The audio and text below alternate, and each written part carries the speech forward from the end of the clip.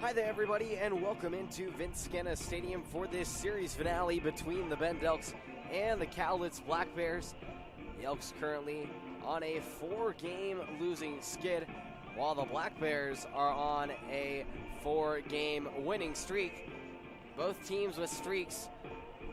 One will keep going, and one will come to an end tonight, depending on the outcome of this one, whether the Elks are able to snap their losing streak and get themselves on the right foot heading into a 6-game road trip up to Port Angeles tomorrow, their longest road trip of the season, followed by 3 more road games in Wenatchee, a 6-game total road trip for the Elks. First time that they've had back-to-back series on the road this season. Certainly will be a daunting task, and the Elks trying to have some good momentum going into that, while Cowlitz looks to continue its tear as they embark upon a journey up back home to take on the North Division champs of the first half, the Bellingham Bells, trying to keep this 4-game win streak and turn it into 5. It's been a one-sided series, to say the least, as Cowlitz has been able to pick on the Elks, who have committed several self-inflicted wounds. In Game 1, the final 16-5, the most runs that the Elks had allowed in a series this season, or in a game this season against an opponent, losing by 11, 16-5 in that one. The Elks walked 10 batters in that one and hit 3 more. And it was much of the same story in Game 2, as the Elks once again walked 10 batters, but this time the defense was also at fault, committing 4 errors, which cost the Elks 4 unearned runs to the Black Bears.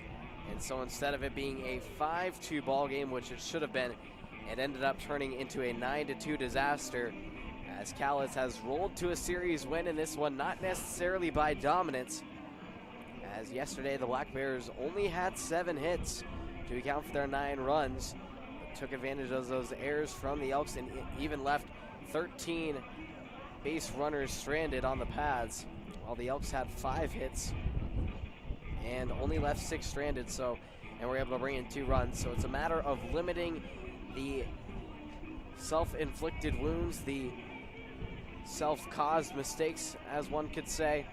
And that has been the story of this series for Bend, who's going to try and limit the extra opportunities given to the Black Bears today and really lock back in, especially on the mound. And they got a great man going in Kellen Oaks. The right-hander out of Lynn Benton Community College is going to get the ball. Served as the Elks' Friday night starter, mainly through the bulk of this, or through the Friday night starter. He served in the Tuesday night role, the Saturday role. He served in a variety of roles, but the constant has been that he's been in the starting rotation for Ben, and what an asset that he has been, making his 5th appearance today and 4th start. In his last appearance against Yakima Valley, he was just phenomenal back here at home to help the Elks secure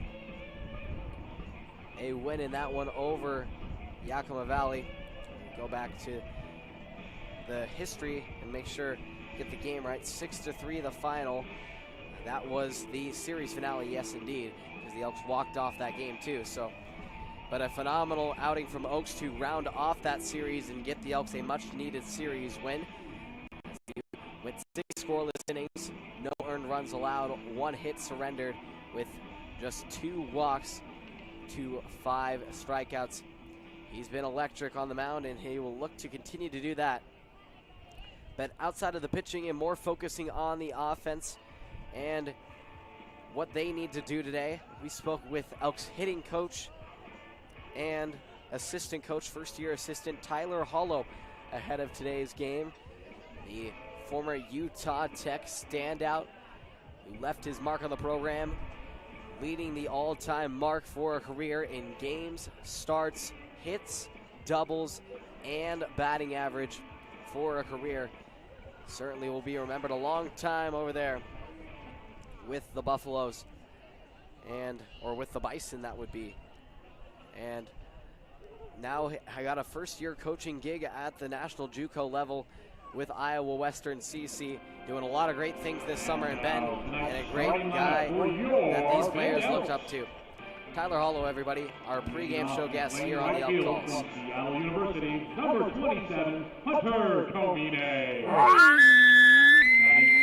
Playing third baseman, North Columbia College, number 26. Hi there, everybody. Welcome back to another edition of Elk Calls here ahead of the series finale between the Cowlitz Black Bears and the Bend Elks. Elks looking to avoid the sweep. Here with assistant coach first year here in Bend and Tyler Hollow. You're playing against some of your players from your first year coaching at Iowa Western CC in AJ Singer and the other one, I forget his name. But just what is it like to play against them now coaching on the other side? It's been good. It's been cool to see some familiar faces. Good to see some guys from the Midwest make it. He might have had it the weekend before he played us, but no, it's good to see them doing well. Absolutely, and just this was your first year at Iowa Western CC. Just how was that whole first year experience coaching at a national powerhouse JUCO? It was great. I was fortunate to have the opportunity to go up there. I've learned a lot of things in my first year. That first year, getting away from playing and becoming a coach it seems like every day is a new day, but no, I've loved it. I'm very grateful for the opportunity.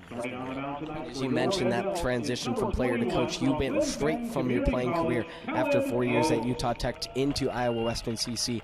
How was that seamless transition?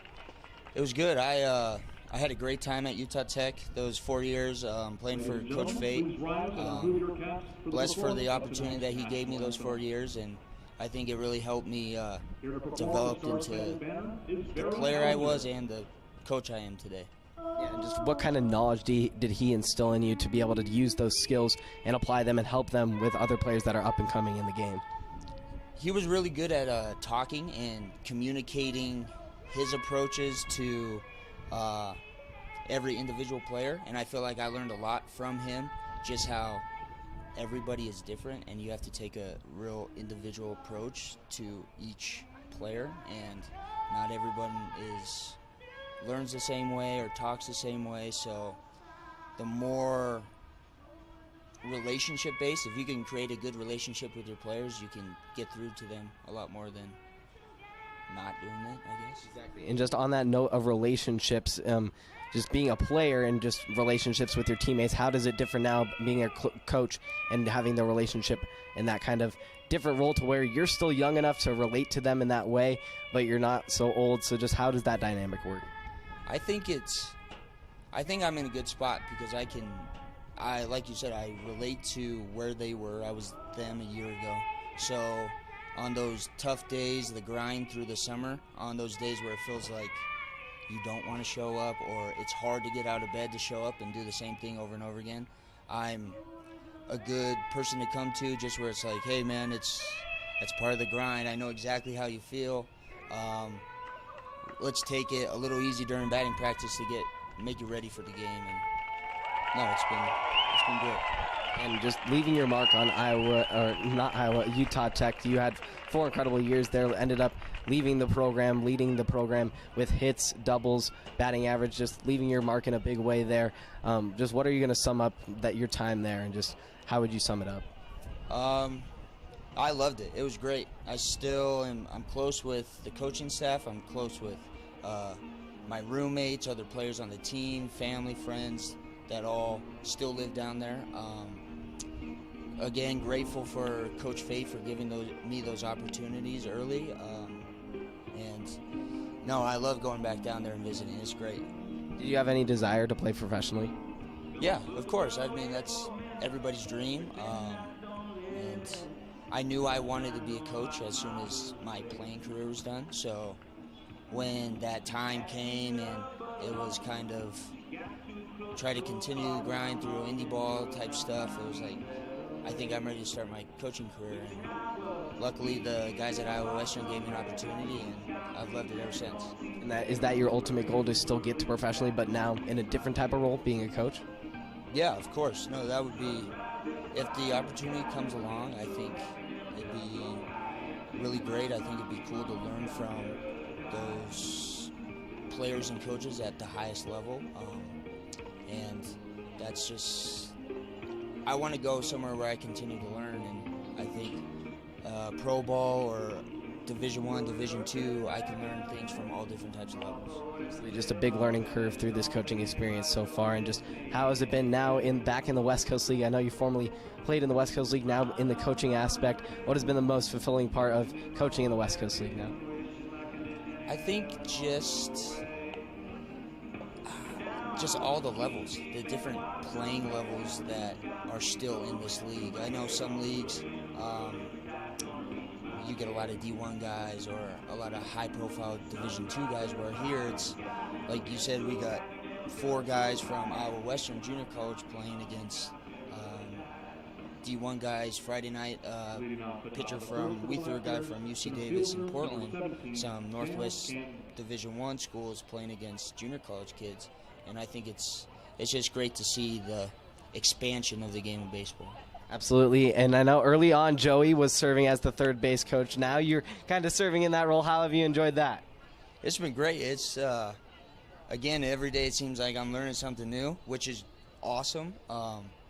It's good to start my career as a third base coach. It's been fun. There you go, and how are you looking forward to, and just what do the Elks need to do tonight to turn it around and get a win heading off to a big 6-game road trip? I think offensively, we got to be a little bit more aggressive at the plate. Let's stay to our plan. We kind of let the starting pitcher yesterday kind of do whatever he wanted for the first 3, 4, 5 innings.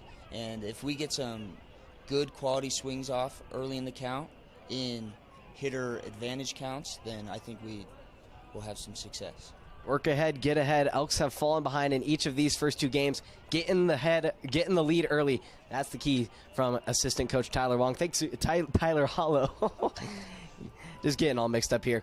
Elks taking on the Black Bears tonight here in the series finale at 6:35. Thank you to Tyler Hollow, our pregame show guest. And Kellen Oaks starts like he never left. He strikes out Sam Canton in his first at-bat. We welcome you inside Vince Kenna Stadium for this series finale affair. Blake Neiman here with you as the Elks try and avoid being swept at home for the 3rd time this season. They were swept by the Wenatchee Apple Sox to open up the year. Got swept most recently by the Richfield Raptors here at home. The Elks have not been swept on the road, only here at home. It's the opposite of what one might expect, being that it is home field advantage. Not as much of a crowd advantage as Tuesday night or Wednesday night, crowd trickling out throughout the week. But still, some fans in the stands for tonight's ball game as A.J. Singer with a 2-0 count, working against the right-handed Roadrunner in Kellen Oaks. Elks rocking their throwback jerseys from way back in the early stages, back in the Jacoby Ellsbury days from the early 2000s.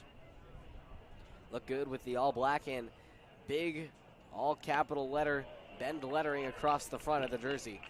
A 3-0 pitch is in there for a strike. Cowlitz, who rocked their orange jerseys yesterday, now have flipped the colors inverted, as it's now green on the outside with the orange trim.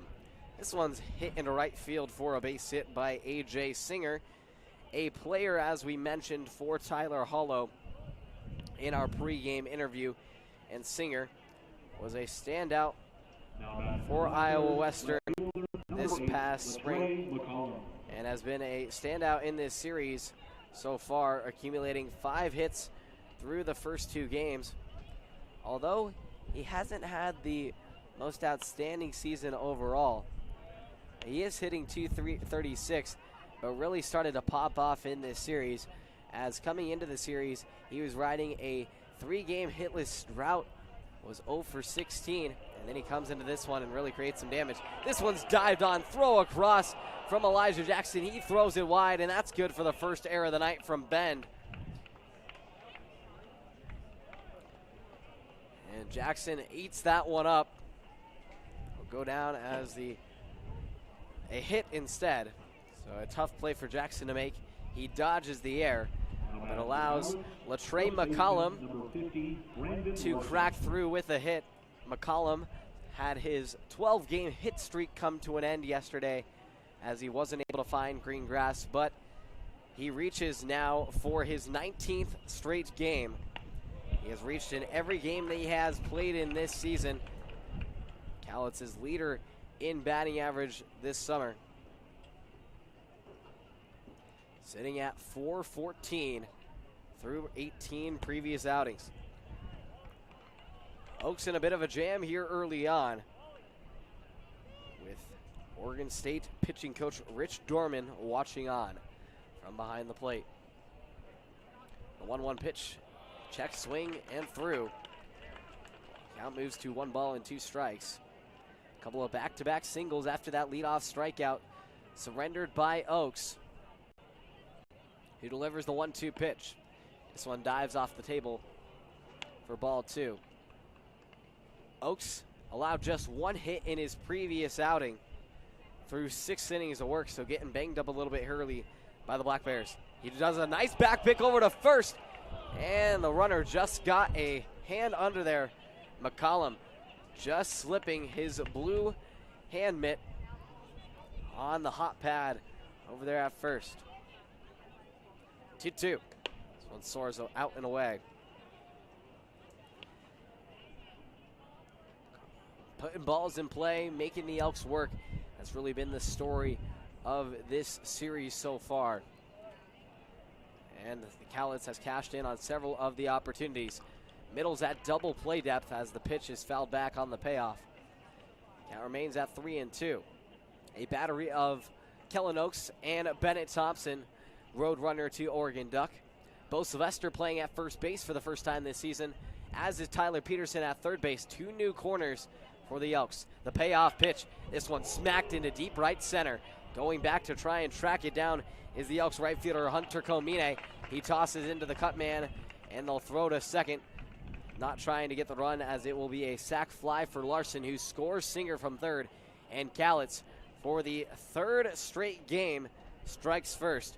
They lead it 1-0. Now batting for the Black Bears, catcher number 11, Grant J. The Black Bears have never trailed in this series, and for the Elks, they've never led. And so that trend continues as Cowlitz once again takes the early lead. However, the exception this time is that they score in the first inning. We're not able to muster a run in the opening frame. In each of the first 2 games, they had their power rallies in the second of 4 runs in each of those contests. Count at 0-1 with 2 away on that sac fly to right from Brandon Larson. This one's popped up right side in front of the Elks dugout. Hovering under it is Bo Sylvester, who chops back and makes the catch for out number 3. Elks surrender a sac fly and a couple of hits, but Kellen Oaks limits the damage and keeps it at 1. We'll head to the bottom of the first as the Elks offense looks to respond here on the Bend Elks live stream.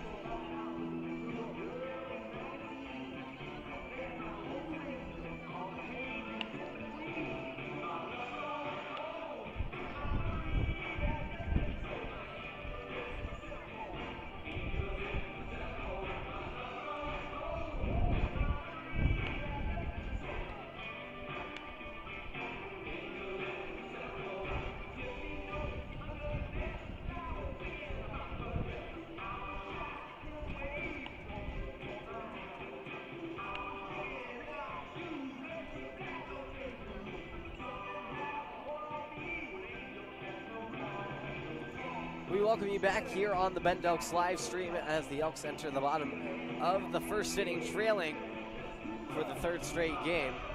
As Cowlitz was able to jump out to a 1-0 lead, got a couple of 1-out base knocks, followed by a sac fly from Brandon Larson, thanks to an offline throw from Elijah Jackson that was able to put Singer in scoring position for Larson, who got the sac fly to right.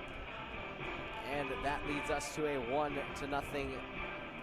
advantage for the Black Bears. Elks lineup will get their chance at the dish, started by Hunter Comine, who's in the leadoff spot for the second straight game. Has had a hit in every game that he has played in this summer. Has had a solid start to his summer since coming on halfway through for Bend back in the Yakima Valley series. Off the bottom of the first for the Elks, right fielder, number 27, Hunter Comine. And here he comes with a hit in all 6 games that he has played in this summer. Went 1 for 4 yesterday. The former Redmond dude steps in and he takes the first pitch back and fouls it away off the screen right side. Comine, the leadoff batter, on deck awaiting is today's third baseman Tyler Peterson, playing in the hot corner for the first time today.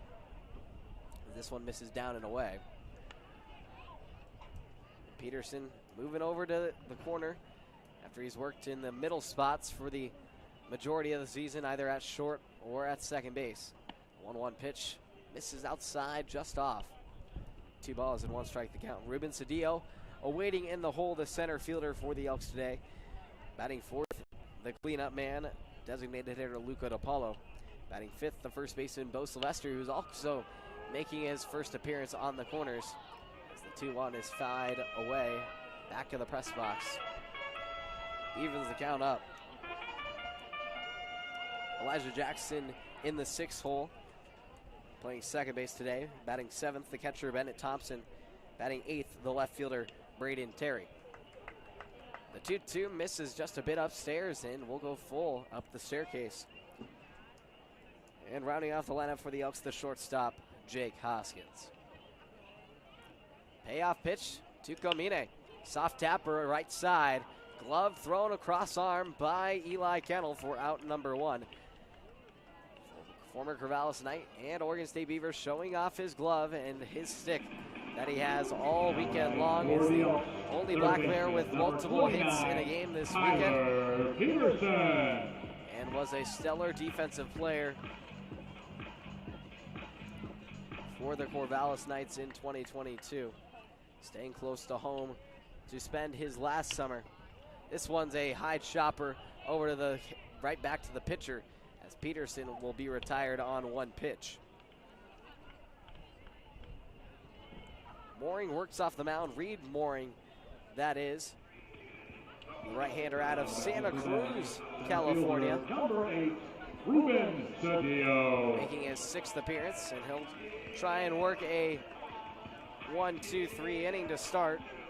Elks have not gone down 1-2-3 in the first yet in this series, although they've had 3 of their first 4 retired in each of those opening frames. First pitch misses down and out to Cedillo. 1-0. Speaking of Beavers, another Oregon State Beaver. Originally intended Lynn Benton. Now with the Beef squad. This one's bashed into deep center field over the head of the center fielder. He goes back and makes the catch as he does like a basket. Grandma drops the roll into the bread basket and retires the side in order. Nice job by Mooring. And an even better catch by Canton, who tracks it down for out number 3. Led to the second, 1-0 Cowlitz here on the Bend Elks live stream.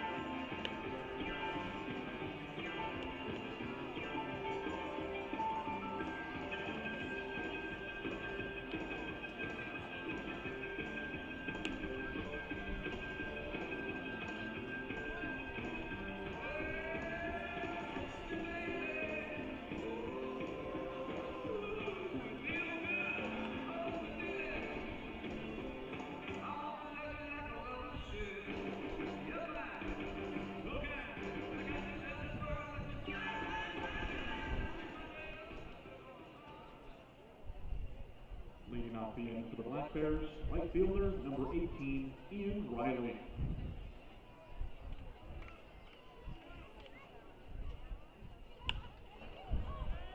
First pitch is flied away into center field by the 6-hole hitter Ian Riley.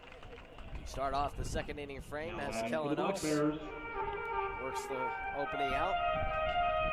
Tonight's K-Man, Chris Brown. And thus brings up the He strikes K-Man, out. Chris Brown. Domestic beer and sodas are $3 Oaks for have 10 not or have retired the K-Man one time in this series. Eric Valdez was the man to complete the job yesterday. First man out of the pen for the Elks. First pitch is delivered in there for a strike by Kellen Oaks. So he jumps up 0-1. Oaks wraps around the 0-1 offering. It's popped up right side. This is into the stands. 60% Balls and 2 strikes to Brown, That doesn't make sense. who got the day off yesterday in game 1. Walked a couple of times and came around to score 3 runs with an RBI on a sac fly. A 1-2 pitch to Brown. This one soars a bit outside. 82 slider action. Even at 2-2, Oaks out of the stretch fires the pitch. 92 fastball misses up and tight. We're full. Oaks digs in. Comes around with the 3-2 payoff. Misses downstairs for ball 4, just below the knees. And the crowd giving a bit of extra groan on that one as they wanted those half-priced food and drink. But they won't get it. First batter walked from Oaks, who has limited walk damage throughout this season,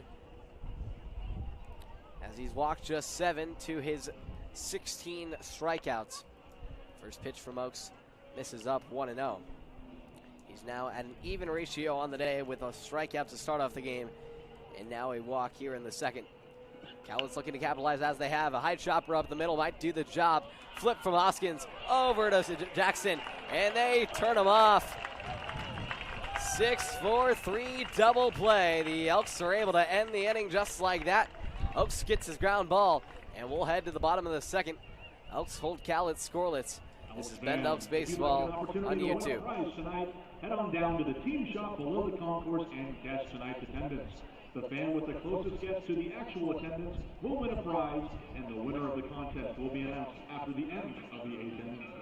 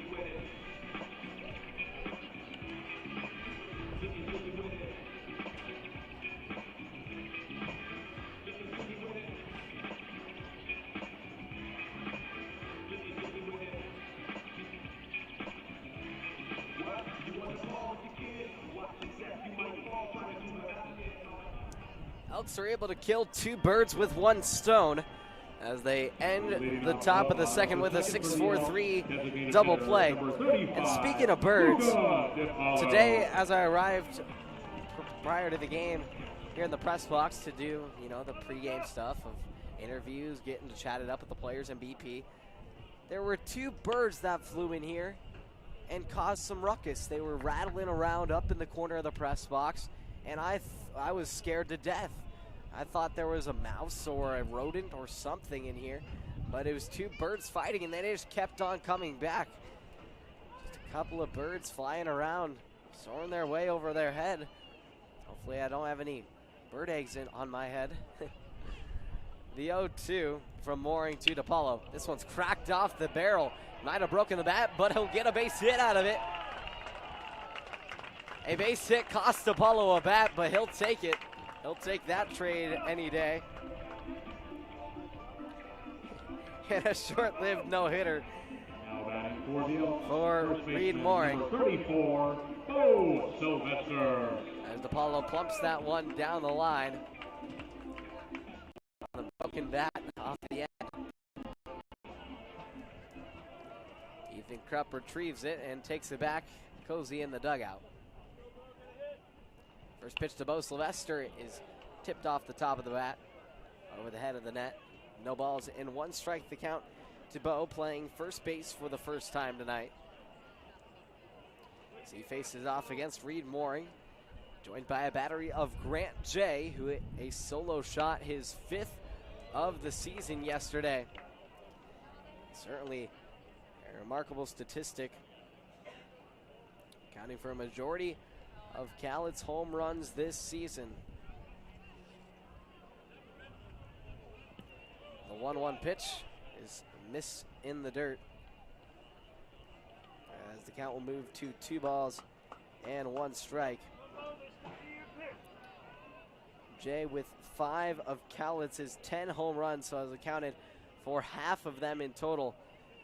Certainly has some power behind his barrel. We'll see him at the dish again in a little bit, as he popped out in his first at-bat. Sylvester with a 3-1 count. He is now at risk of working his first walk. The 3-1 pitch is spiked in the dirt, and indeed he will. Allow a free ticket down to first. Elks have been culprits to that, allowing 20 walks through these first 2 games combined. Just 1 walk so far from Kellen Elks. Elijah Jackson, speaking of walks, he's the team leader in walks for the Elks, along with Tyler Peterson, who's worked 19 along with Jackson. Jackson trying to look for his 20th, but obviously a base hit first mentality for Jackson. He's hitting .239 coming in. It is on a 2-game hit streak, dating back to the Portland series. Did not play in game 1, but he did play in game 1, got last night off. So he takes this first pitch for a ball, 1-0. And Cowlitz's pitching coach will come out to discuss.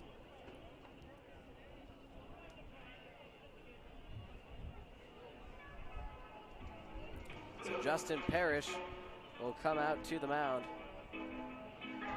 Dock things up with Reed Mooring. Just give you the scouting report on Reed here quick.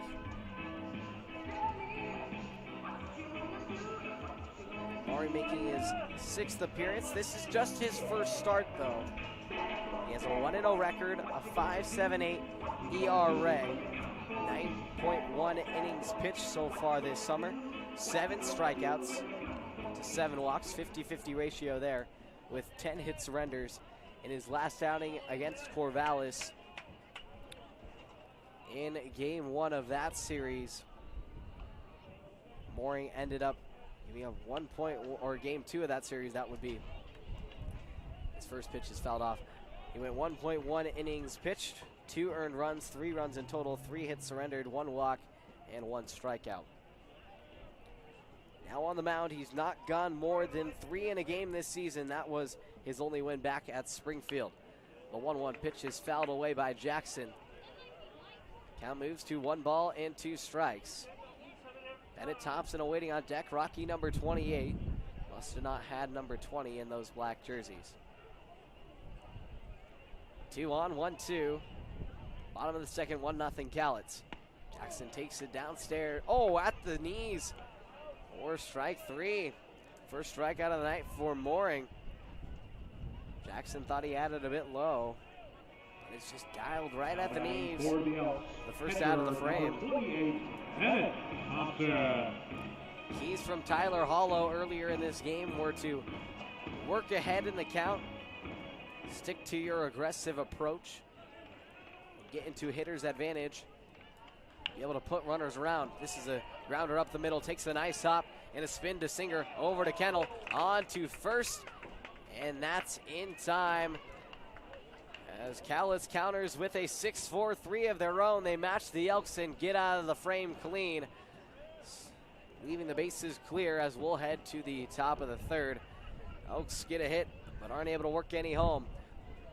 We'll head to the away half of the third. 1-0 Cowlitz here on the Bend Elks live stream. We'd like to wish a very happy birthday to Stephen and Aiden.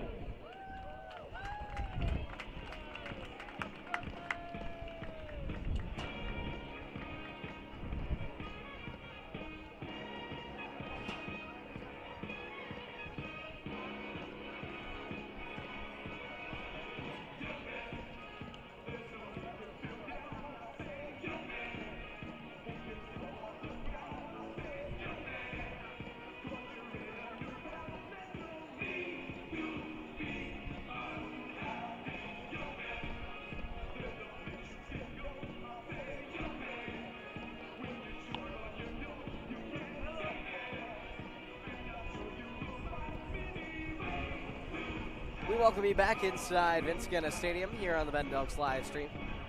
1-0 lead for the Cowlitz Black Bears, who counter with a 6-4-3 double play of their own. On a grounder up the middle by Bennett Thompson.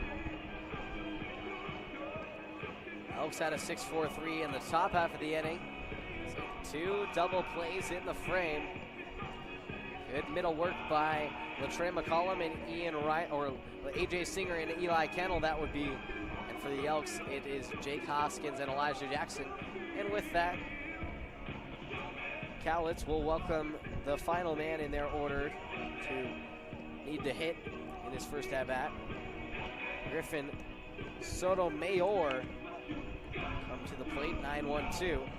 The order for Cowlitz today, leadoff hitter in Sam Canton, the center fielder. Batting second, the shortstop, A.J. Singer. Batting third, the left fielder and standout player, Latrey McCollum. Batting fourth, the first baseman, Brandon Larson. Batting fifth, the catcher, Grant Jay. Batting sixth, the right fielder, Ian Riley. This one pitch is taken high. Batting seventh, the third baseman, Chris Brown. Batting eighth, the second baseman, Eli Kennel. And batting right now in the 9-hole spot is Griffin Sotomayor, who grounds this one wide of Bo Sylvester, who dives, stuffs it, and flips over to his pitcher, Kellen Oakes, to make the play. Nice job by Bo, laying out the leather there. Locking it up for the out. Cowlitz will now turn things over back to Canton at the top of the order.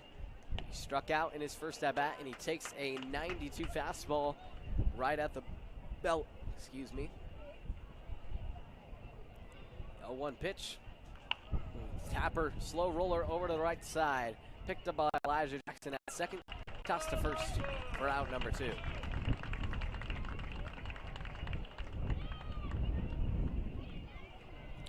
It's been a rough weekend for Canton, who despite hitting in the leadoff spot, hasn't had the best of weekends. He's just gone 2-for-11 in this series with 3 runs and 3 RBIs across the first 2.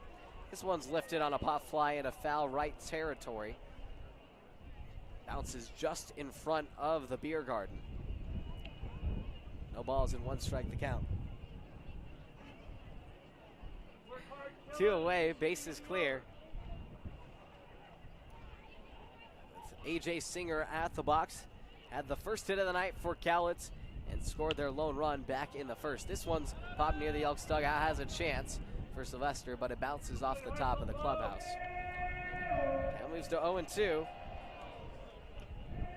As Oakes looks to put the side in order for the second straight inning. North Bot delivers. Cuts across at the high part of the batter. 1-2.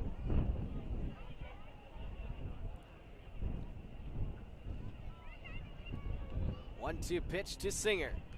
Tipped off the end of the bat Picked up and blocked at his knees by Sylvester. Crouches down and blocks it up and still makes the play. Tosses underhand to Kellen Oaks for out number 3. Fun way to end the inning as we'll head to the bottom of the third. 1-0 Cowlitz here on the Bend Oaks live stream.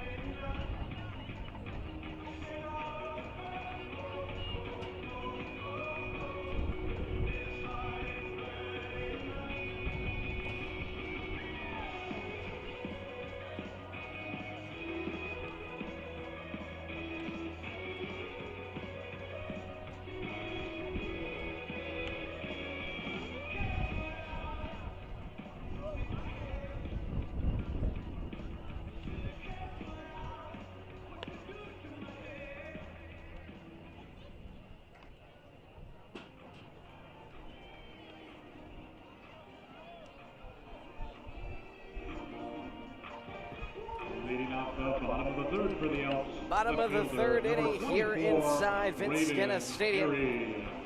A 1-0 lead for the Cowlitz Black Bears as the Elks will bring up the bottom half of their order. 8-9-1. Braden Terry smacks the first pitch. Fastball into center field. Served right up to Sam Canton, who comes in to scoop up the ball for out number 1. It's been a rough stretch from Terry over these past few games as he continues to just struggle to find green grass. His batting average has dipped down to 234 since it was once at 333 in the middle of that homestand against Ridgefield, in which the Elks were swept at home for the second time. Now moves to 1-0 as Mooring misses to Jake Hoskins, the Linfield Wildcat. 1-0 pitch, dipped down and served into right field. Charging in, playing shallow is Riley, who makes a hop and makes that catch, as that continues to be the trend of the Black Bears, who I'm told by their broadcaster Joey has just been a tradition since it started when Canton made the first play of the season, when he made a fly ball catch to end a frame by hopping up in the air. And now ever since, even the infield has gotten in on it. I saw Eli Kennel do a little bit of a hop to make the catch in an inning prior to that, and well, their head skipper said, well, as long as they don't drop any fly balls, they can continue to do it, but as soon as someone drops it, then all the fun is gone. So they keep doing it, and on those routine fly balls, they give a hop, skip, and a jump, just like they're back out on the schoolyard. 1-1 pitch to Hunter Comine. The lineup flips back to the top for Ben. They will turn a page and try and crack through. Have a couple of, just one hit on the night from Luca DiPaolo. This one's hit up on a ground ball, and throw to first is in time as Comine grounds out to short to round out the frame. And we'll head to the top of the fourth. 1-0 Cowlitz. Oaks offense still trying to punch through. Kellen Oaks trying to keep them in it here on the Bend Oaks live stream. Taking a quick break from our baseball game, let's look down in front of the Elks dugout where we have a dizzy bat race about to go down. Our contestants left the center on their back a bunch of times, and one from one of our staff members to the other, and the one who does it first will be our winner.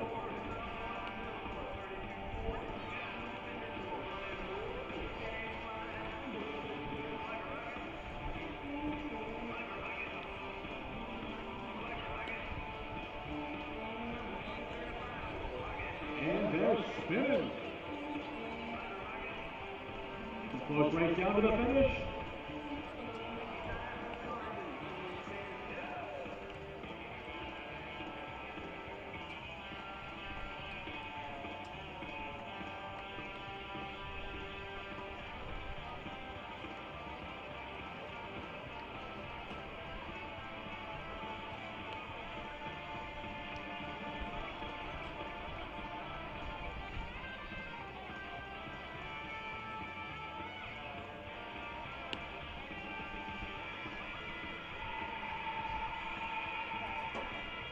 Top of the fourth inning here inside Vince Skenna Stadium. 1 run, 2 hits, and no errors for the Black Bears. No runs and 1 hit and 1 error for Bend. Bit of a closer game through the first 3 innings, as Cowlitz in each of the first 3 frames of the first 2 games led by at least 3 in each. So no multiple run lead yet. As Oaks continues to work, he faces Latre McCollum, meat of the order, up for the Black Bears. 3, 4, 5. McCollum, Larson, and Jay, the batters. McCollum had his 12-game hit streak snapped yesterday, but has still reached in every game he has played in this season. And he grounds one right side on a chopper to Elijah Jackson. Picks it up and throws across for out number 1. As Oaks is now retired 5 straight, that would be. Puts down McCollum for the first time tonight. He had a single to get himself back on track with a hit in the first.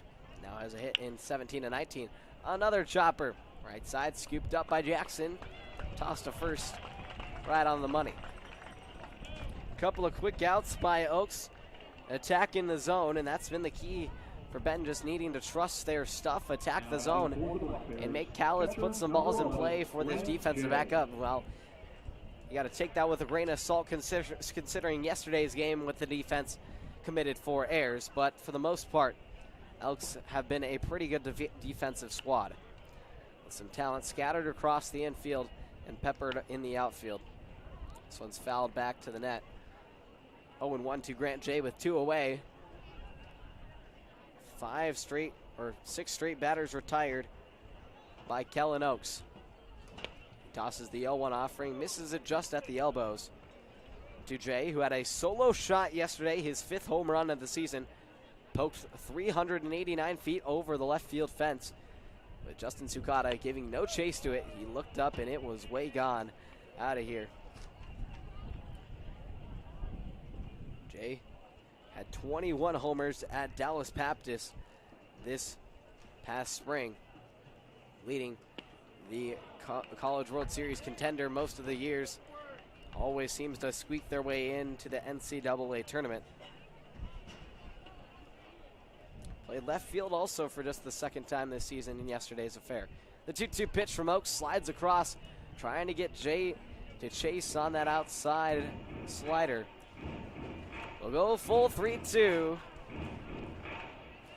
Oaks shakes, kicks and bakes. 3-2 pitch, tipped off the top of the bat.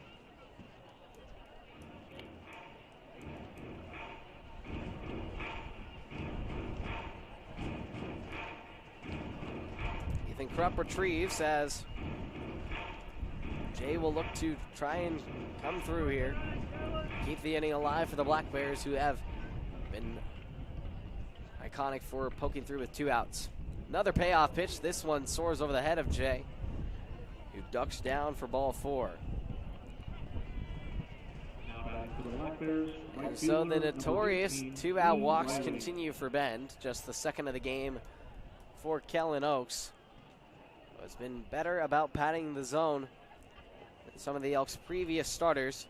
In fact, he is the first starter this weekend from Bend to go more than 2 innings, as Zach Romero in game 1 just went 2 innings, allowing 4 earned runs on 5 hits. Eli Takalo only mustered 2 in yesterday's affair as well, allowing 2 earned runs, 4 in total, with just 1 hit, but had 3 walks.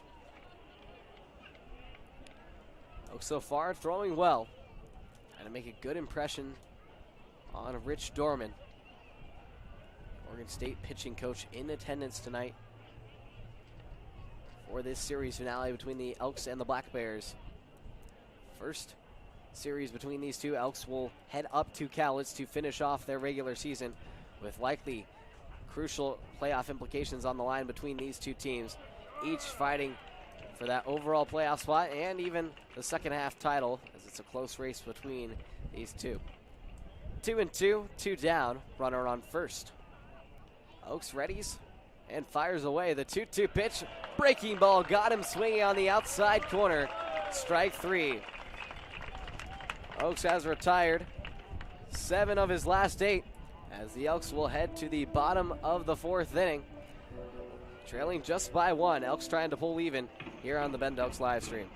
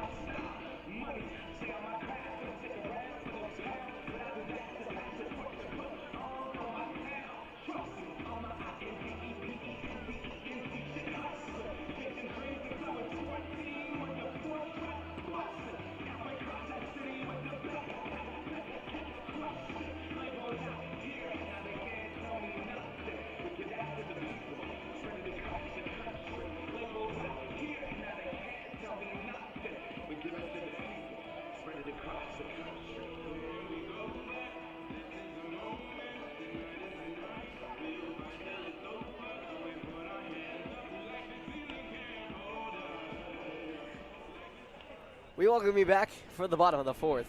1-0 Cowlitz still, as Kellen Oaks has worked 3 straight scoreless innings. Leading off the Retiring. bottom of the 4th for the Elks, third baseman, number 29, Now, Tyler Peterson. 9 of the 10 batters he has faced since that point in the first inning frame, or that would be 8 of the 10 batters he faced. He's dominated since that opening couple of hits that the Black Bears got. They've been hitless since then. Oaks still looking for their second hit of the night and try and work around some runs. They look to pull even in this ballgame. They have never led in this series, currently trailing 1-0. As Reed Mooring continues to work ahead, gets Tyler Peterson to bounce one down the first base line into foul territory. Peterson in his first at-bat delivered a chopper high right back up to the pitcher Mooring. Came off the mound and was able to retrieve the ball. Mooring now going for his longest distance this season. He has not gone more than 3. He begins the 4th. He's looking to start it with an out. Misses this one high, 1-2. Ruben Cedillo awaiting on deck. 2-3-4. Meat of the order for Bend. 1-2. This one skips high. It's 2-2. Tyler Hollow coaching at third. Once again today, our pregame show guest, Cole Stringer, over along first in front of the right field grass. This is a bouncer up the middle. Cuff play on the run for A.J. Singer. Slings it across, and Peterson beats it out. The speed of Peterson gives the Elks their second hit of the game and their first since the second. Peterson's able to work a leadoff base hit. Nice effort by Singer to try and sling that one around. Just wasn't able to quite get it there in time. There's going to be a configuration, as it was a close play at first. The call is confirmed. They're saying that the first baseman pulled off the bag, saying that Brandon Larson pulled his foot off the base. So The throw would have been in time had Larson not pulled his foot. Instead, it allows Ben to get a leadoff base runner. Cedillo in the box. Mooring stretches, kicks and releases. Right down Broadway for strike one. 93 on the dial.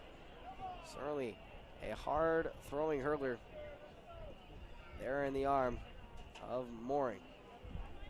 Mooring out of UC Santa Barbara. 0-1 pitch. This one laced back up the middle. Nearly catches a piece of the face of Mooring. He dodges the bullet as Tyler Peterson slides into third. Cedillo skirts into second.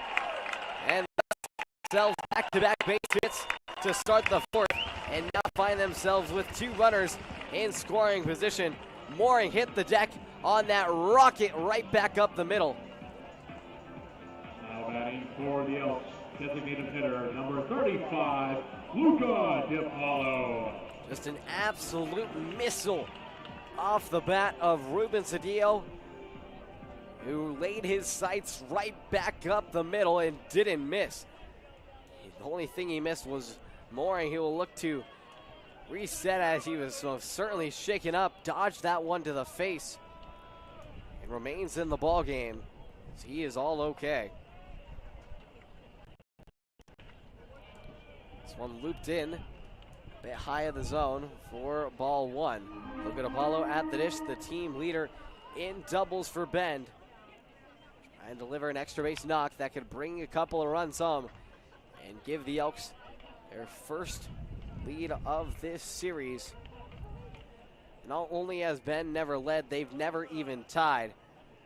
Big spot here for the Elks in the series finale, trying to avoid being swept and snap a 4-game losing skid. The 1-1 pitch to DiPaolo. Breaking ball is cut back. Just bounced below the mitt of Jay. 1-2 the count to the USC Trojan sophomore. Batting .365 with a team-high 9 doubles, 19 hits in his 15 games. A 1-2 offering. Late swing, but fought off. Peterson an infield single. And then Cedillo with a rocket up the middle to put the boosters on Bend, who puts themselves in scoring position. A 1-2 is ripped into the gap in left center field, and this is going to get down for extra bases. Peterson scores. Cedillo is in.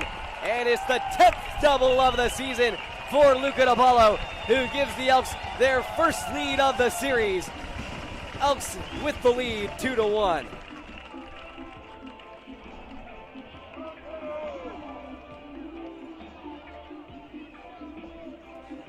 He is just a two-bag machine, folks. Number 34, Bo Sylvester.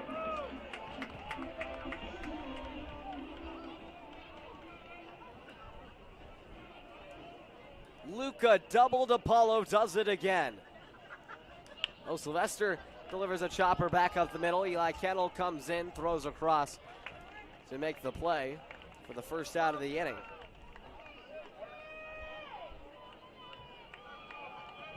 Elijah Jackson will follow up as DiPaolo is able to work himself over to third on the 4-3 ground out. Number 1, Elijah Jackson.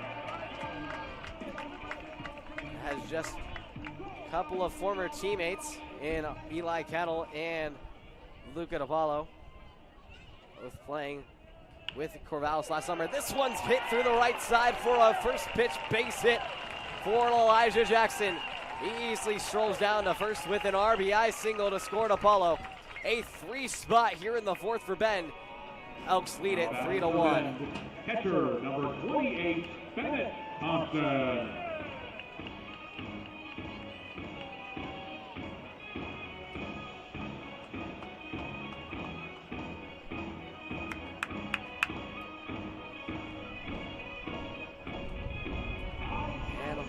See if Mooring's day is over yet. Coming out to communicate. The Elks offense has finally struck life. They've lived up to Tyler Hollow's advice. Certainly happy there at third and doing a fine job. No runner has been thrown at the plate, out at the plate with Hollow at third this season, so no close plays yet, but could see some down the line if he does choose to send some and take some risky business if things get closer down the stretch. But the Elks have their first lead of the series. In fact, it's the first time the Elks have led over this 4-game losing stretch. They never led against the Portland Pickles, going scoreless through their first 8 innings and not scoring their first runs until the top of the 9th when it was too little too late. That'll bring Bennett Thompson, the Oregon Duck, to the box. 3 runs on 4 hits for the Elks. Elks had just 5 hits yesterday and 7 hits in game number 1. They're already off to a great point here with 5 hits. 4 of them just in this inning alone. Jackson sprints on the pitch. It's popped up back into the stands left side. It bounces into the bleachers. And a young fellow will go try and get the souvenir. A woman with drink in hand gets the play first. 6 across the board, 1 ball, 1 strike, 1 down, 1 on. 3-1 Bend, bottom of the 4th. Bennett Thompson looking for his first hit of the night. Back pick, hard throw over to first. Jackson is there. Thompson looking to bounce back from revenge in his first at bat when he grounded out into a 6-4-3. He hits this one off the tippy end of the bat. Count falls to 1-2. Bit breezy night here at Vince Scanna Stadium. Wind blowing in up here into the press box, waving on the flag. Strike 2 pitch, cut on a miss for strike 3. And that will be the second strikeout of the game for Reed Mooring. For the Elks, left fielder, number 24, Braden Terry. Braden Terry, a flyout in his previous at-bat.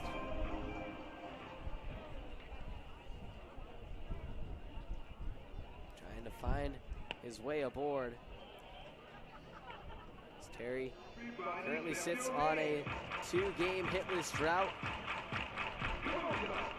1 for 13 over his previous 3 games. And 2 for 18 over his last 5. At one point in this season, Terry was Scary Terry, is what he went by. And he had several multi-hit games, including a 4-hit game at Yakima Valley that spurred a string of incredible ball games, 7 straight games with a hit over that middle stretch of the season. He has not had a multi-hit game since Game 2 against the Richfield Raptors on June 24th. And since then has just mustered 5 hits. 1-1, Jackson goes. Soft liner up the middle, it bounces in fair play. Terry's trying to beat it up the line, he gets there in time. A jam job single for Braden Terry, who snaps his 2-game hitless streak in an unorthodox way, but he's able to get the job done. Either way, a hit is a hit. Second infield single of the frame for Bend, as Jackson got a good beat on that one. He's easily into second. 5th hit of the frame for Bend, putting on the rally caps. As they've nearly gone through their entire lineup, Jake Hoskins and the on-deck hitter in Hunter Comine, the only 2 batters to not hit in this frame. Started by Tyler Peterson, a leadoff single. 1-0 offering to Jake Hoskins right down the pipe. Rolls in there for a strike.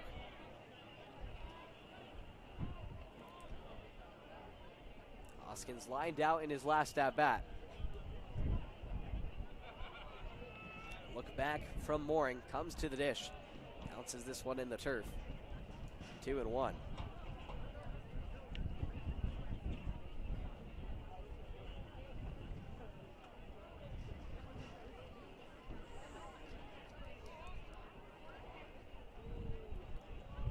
readies. Kicks and winds the 2-1.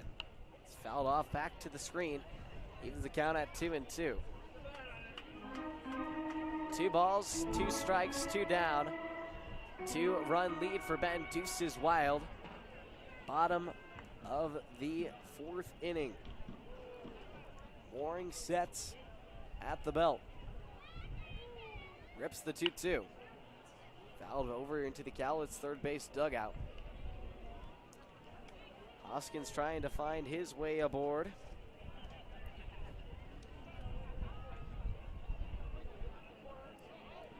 Two balls and 2 strikes. Hoskins got a pinch hit at bat off the bench in the final at bat of yesterday's game. Ended up grounding out to end off game 2. But this is his first start of the series as he returns to the lineup. Batting just 143 on the summer. As a 7-game hitless drought.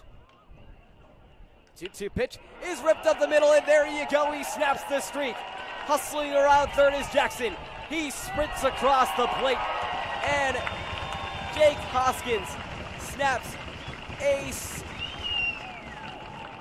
8-game hitless streak and gets an RBI single for the Elks, who now lead it 4-1.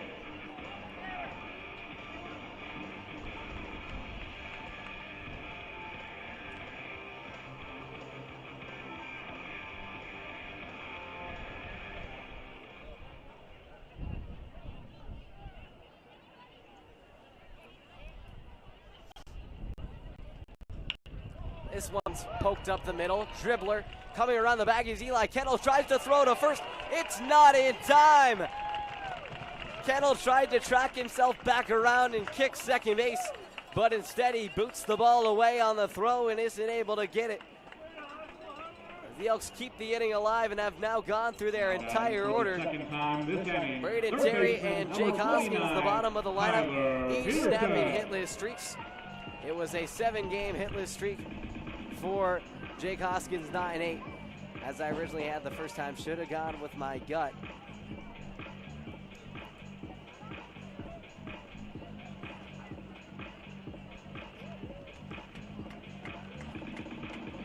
And it looks like Cowlitz will finally go to the bullpen,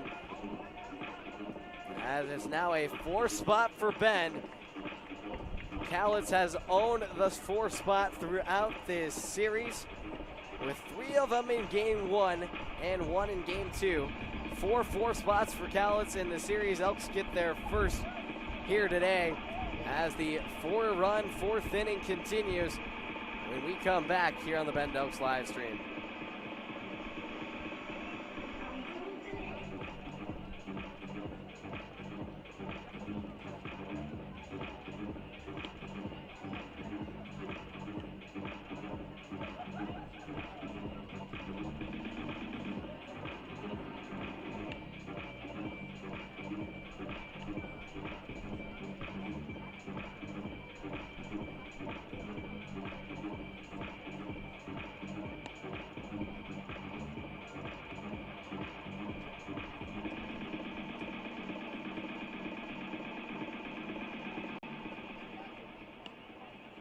For the Black Bears, number 9, Gavin Ludlow.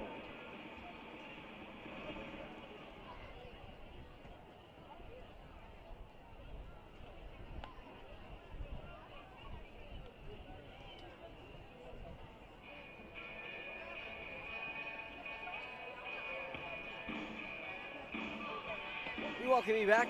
Still here in the bottom of the 4th. Elks have rallied and rallied. They continue to rally with 7 hits in the inning, 4 runs. Just been a breakout performance from the lineup here in this frame. This Elks lineup has been quiet with just 1 multi-run inning on the series back in game 1 with a 3-run 8th. They now have a 4-run 4th and have gone through their entire lineup as Tyler Peterson steps up to the box. Hitting out of the left side, had a single to start off the inning, and it's only continued to pile up with pleasure for Bend, who now has taken the lead for their first time in this series, and have a 3-run advantage. Largest lead in a game since Game 2 against the Portland Pickles. This one's lined into center field into the alleyway for a base hit. Coming across to score is Terry. Hoskins right behind him, and Peterson digs for second base. The ball gets away, and coming down the line is Komine. Make it 3 runs on the knock from Tyler Peterson, who has himself a 2-run double, and now makes it 7-1 Bend.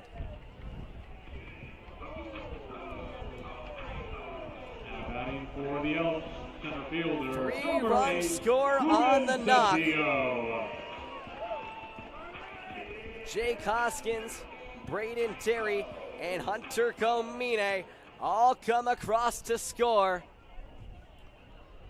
And the ball is bobbled up amongst the middle infielders. A chopper left side. Peterson dodges it, fielded, thrown across by A.J. Singer to finally put an end to the remarkable rally that has the crowd on their feet.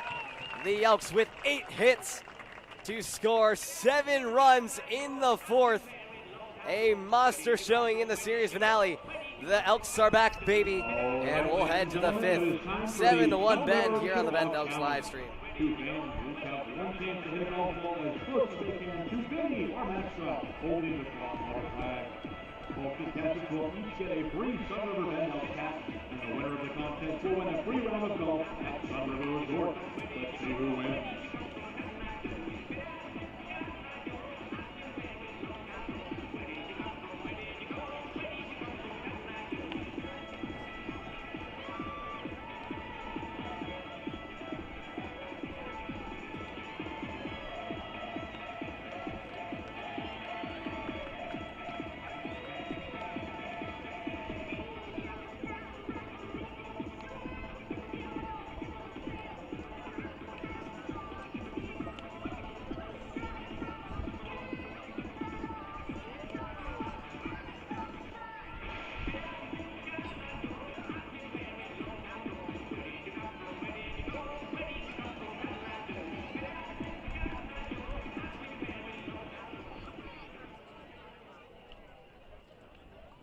Leading off the top of the 5th for the Black Bears. Top of the 5th inning. Elks are rolling.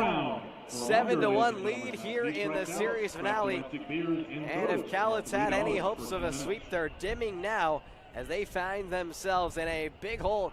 They haven't faced much adversity in this series as they've always led, but now find themselves on the other end of a blowout. Elks now in front with a crooked number of their own. The biggest crooked number of the weekend comes from Bend, not Cowlitz, who despite scoring 16 runs in Game 1, 9 in Game 2, had never had a 7-run rally like the Elks did just last inning. 7 runs on 8 hits. Incredible, incredible rally for Bend. The 1-2 misses outside. 2 balls and 2 strikes the count. The only game I can potentially remember of the Elks having that many runs would be in Game 2 against the Port Angeles Lefties. And this pitch is fouled back off the head of the mask of Bennett Thompson. Count at 2-2. Leading off the inning for the Black Bears is Chris Brown. Kellen Oaks back out on the rubber for the 5th inning frame. 2-2 even pitch. It's fouled off the top of the zone. The Elks have had 4 17-run performances this season. And one of them came against the Port Angeles Lefties. This one's taken just downstairs and the crowd doesn't like it for ball 3. Oaks, I'm guessing, will come back with a firm fastball and try and beat the hitter. He does come with the heater, and he lands it on the outside corner for strike 3. You know what that means, Elks fans. Craft domestic beers and sodas. And $3. Oaks strikes out the K-Man, gets his 3rd punchy of the night.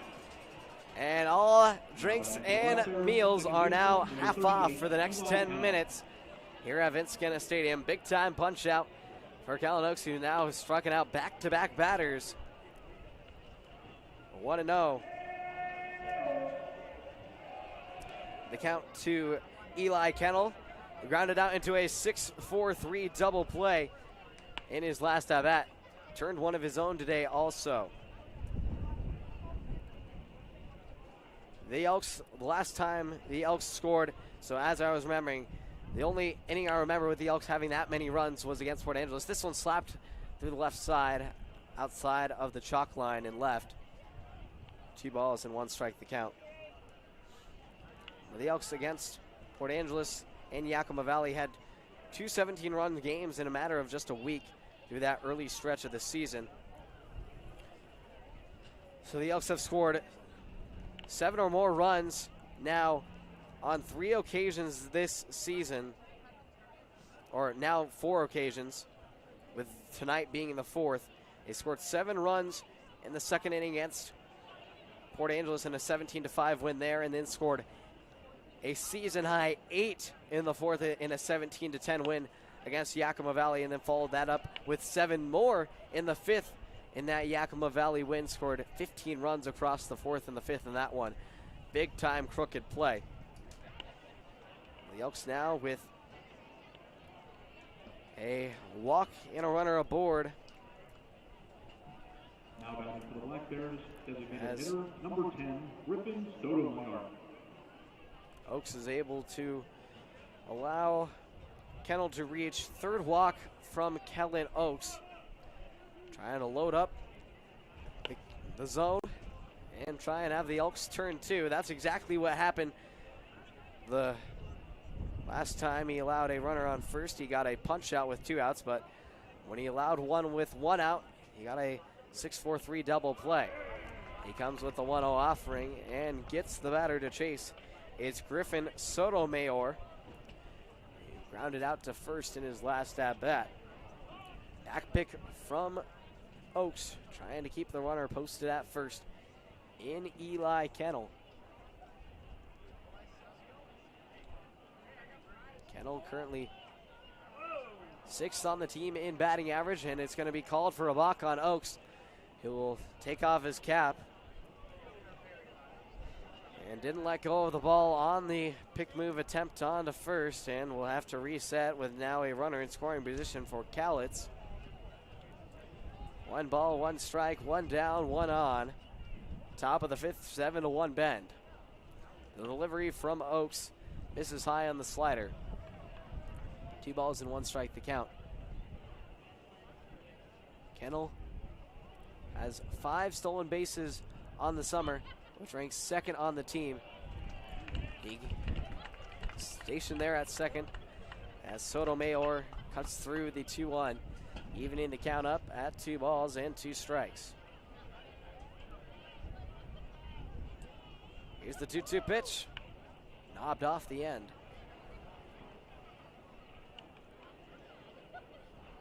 But Sotomayor made a pinch hit at bat in last night's game. Or in game 1. In game 1, that would be.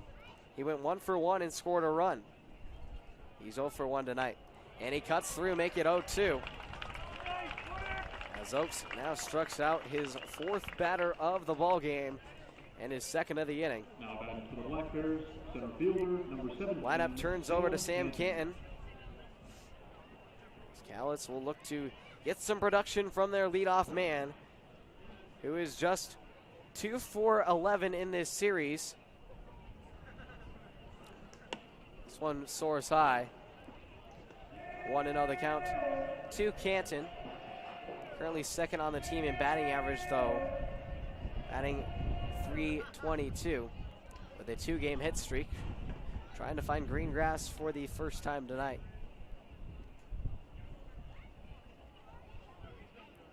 The 1-0 pitch slapped off down the left field line out of play. Hooks into the Cowlitz bullpen. But over his past 5 games, Canton has just gone 3 of 21, so is having a bit of a struggle as Joey Wong comes out to the mound. And there's going to be a little bit of trainer action as there's going to be some attention delivered to Oaks. He tries to get himself regrouped. Don't know quite what happened up there on the mound. Maybe when he was trying to release that ball, I don't know, something happened awkwardly, but he's being attended to. There's some action down in the Elks bullpen. Numbers are a little funky tonight, so we kind of have to look at body type. But it looks like number 32 is warming up down there in the bullpen. We don't have a 32 on our roster, so. But then again, we don't have a lot of other numbers that the Elks are wearing tonight, so.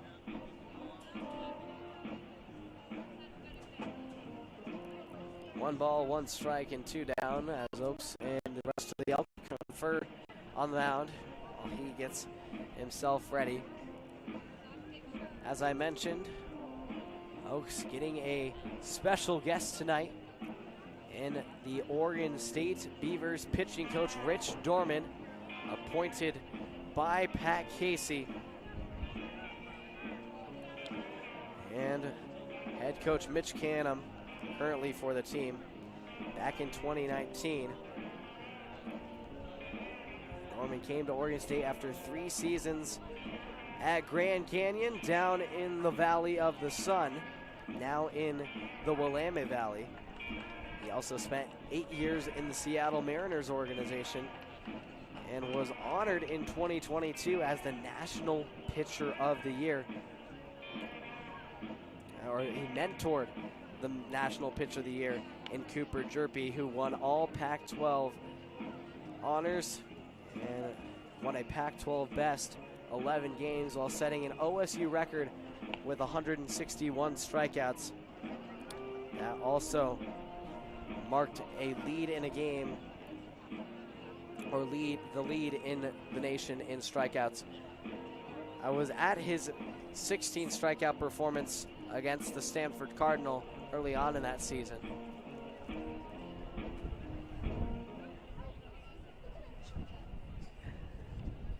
The 1-1 pitch is tapped off the end cap to Canton, trying to find green grass the first time tonight. 3 for 21 over his last 5, now 3 for 23 over his last 6. Kind of tumbling after a hot start to the season. 1-2 pitch. Misses off the plate.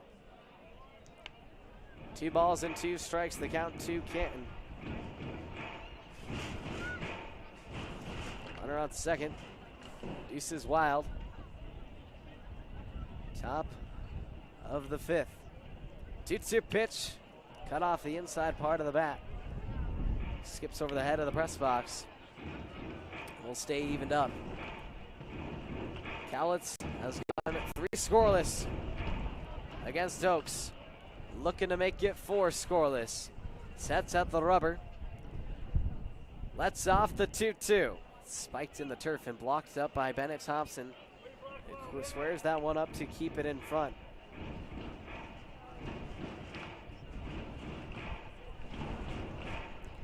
Three-two, 2 down. Payoff pitch coming against Cowlitz's leadoff hitter. 3-2 payoff. Backdoor slider misses outside off the plate. And Canton will catch a break as Oaks lets him loose. Shortstop number 2, A.J. Singer.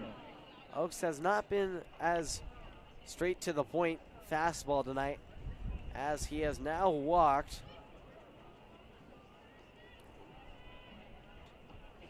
4 batters on the evening.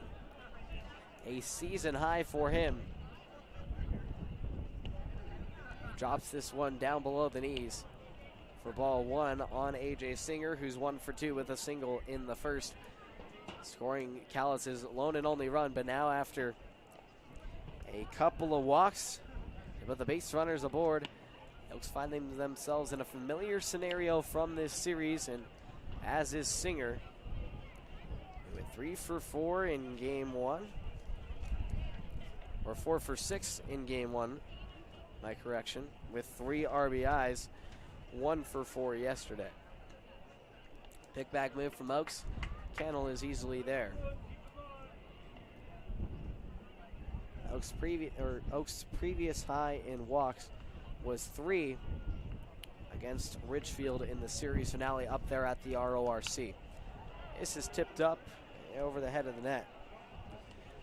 But then again, Elks had a season-high 7 strikeouts in that outing when the Elks ended up losing that ball game by a 2-1 final score. 2-1 pitch. This is up at the hands of Singer. Elks struggling to find the zone a bit here, trying to lock back in and find his stride. Elks with the 3-1 offering. Once again, isn't able to come down the hill, and Joey Wong will pull his starter, who isn't able to complete the 5th. His day will come to an end as he's only able to go 4 2/3 as the walks come to bite him. A season high 5 walks for Oaks, who has now loaded the bases on free passes. We'll be back here for the final stretch of the 5th. When we come back here on the Ben Elks live stream.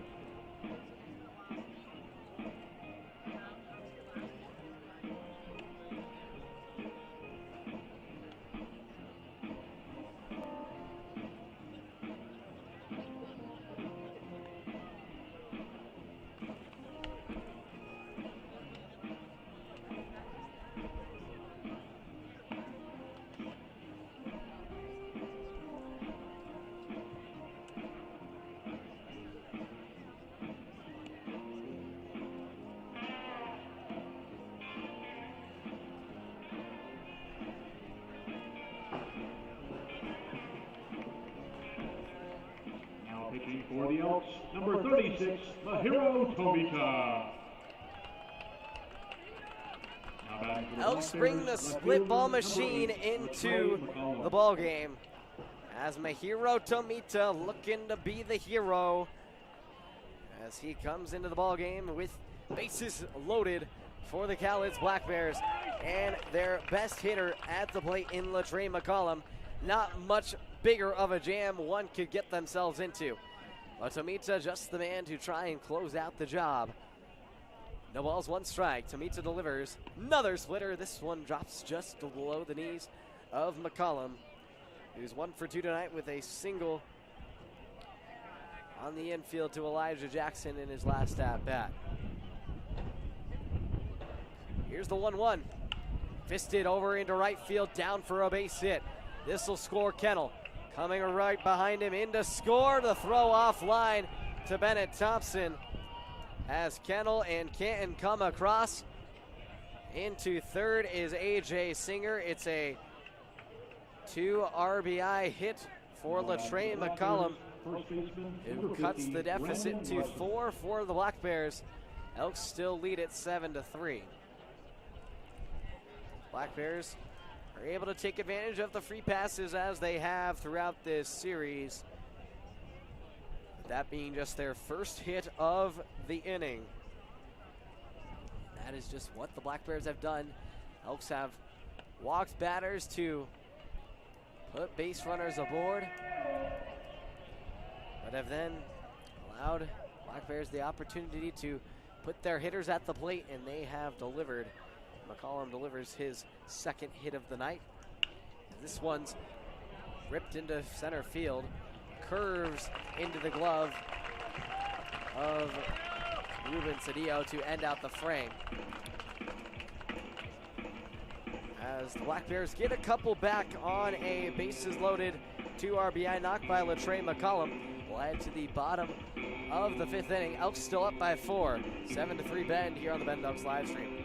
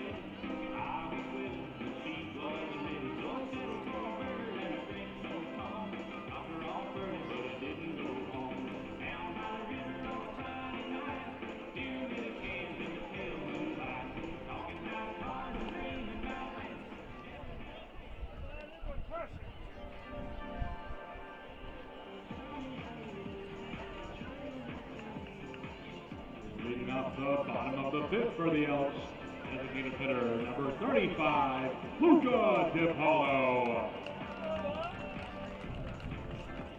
Bottom of the 5th inning here for Bend, as the Elks went through their entire lineup in the 4th, looking to make it an entourage here in the 5th, as Luca DiPaolo comes to the plate. 4, 5, 6, middle of the order for Bend. First pitch from the new man on the mound, back out for his second inning of work. Northpaw working out of the right side. I try and scramble for my sheet. Gavin Ludlow out back for his second inning. He was able to finish off last frame. This one's ripped down the left field line. It's going to get in the corner for a base hit. Apollo rounds first, puts on the brakes there, and now has a 3-hit game. 2 singles and a double with 2 RBIs for Luca. Now He gets himself first baseman number 34, a 3-knock Sylvester contest. Well, Sylvester will follow him up, as that is Apollo's first 3-hit game of the season. He's had multiple 2-hit games, 6 to be exact. Now has his first 3-hit game of the season, and the Elks are double digits in the hits category for the first time in this series. 1-1 the count to Bo Sylvester. Bo with a walk in his first at bat and grounded out for one of the 3 outs in that 4th inning monstrous rally. And this one caught a piece of Bo. It will take it down with him to first. Now batting for Bend, second baseman Just number 1, raised the Cowboy. Elijah Jackson. He would keep his holsters to his side and not unleash the barrel this time. Elijah Jackson now with runners on first and second, and another scoring opportunity for Bend, who's had their first 2 base runners reach for the second straight inning and third time tonight. Sylvester takes advantage of a hit by pitch from the pitcher. This one's rolled through the middle for a base hit by Elijah Jackson, who has himself a multi-hit game himself. Loads up the paths for Bennett Thompson, who comes to the dish. And yet another crooked number opportunity here for Bennett. Bennett Thompson, the Oregon Duck, looking for his first hit of the night.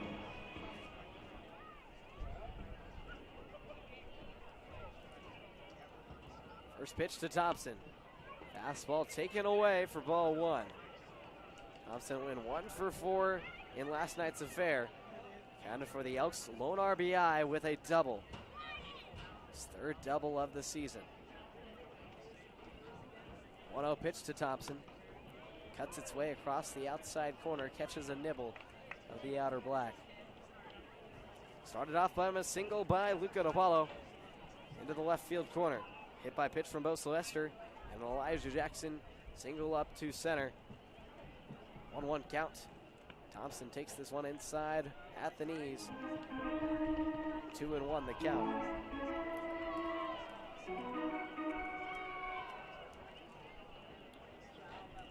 Waiting on deck is Braden Terry. 2-1 offering. Stroke through the 6-hole. Bobbed up on the hand of A.J. Singer, who bobbles it in the hole.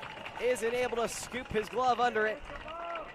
And it's going to go down as a hit on the hard contact from Bo.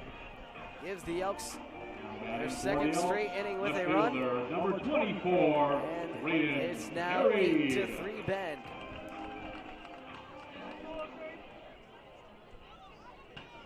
So it's now been reversed to an error.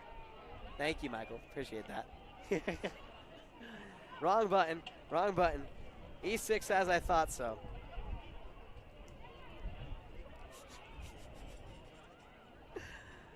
Oh, good times. Roller off the foot of Braden Terry. Even the count at 1-1. Bennett Thompson's able to reach on the E6 as DiPaolo is able to score. Base is still juiced up for Braden Terry. Was able to snap a 2-game hitless streak in his last at-bat. Get himself a knock. Just his 6th knock since the Ridgefield Series back here at home a few weeks back. He takes the 1-1 outside for ball 2. Terry with just his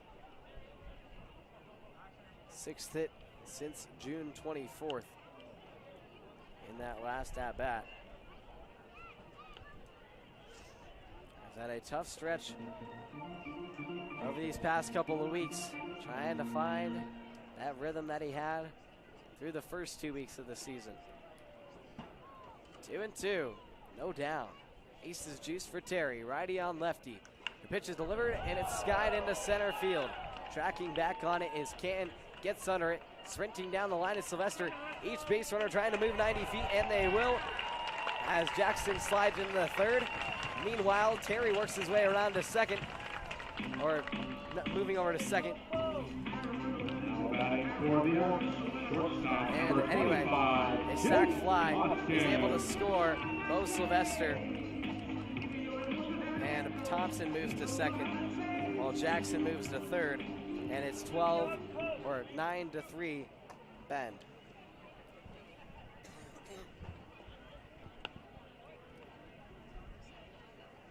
Eleventh hit of the ball game for Bend. Sac fly from Braden Terry.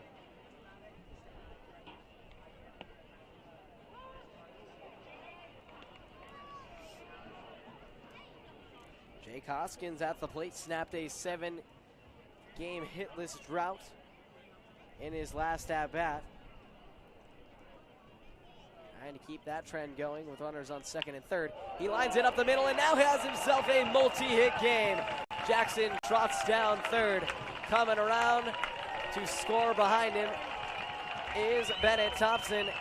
A 2 RBI knock for Jake Hoskins, who has himself a multi-hit game and makes it 11-3 Bend. Fielder, number 27, Hunter Comine.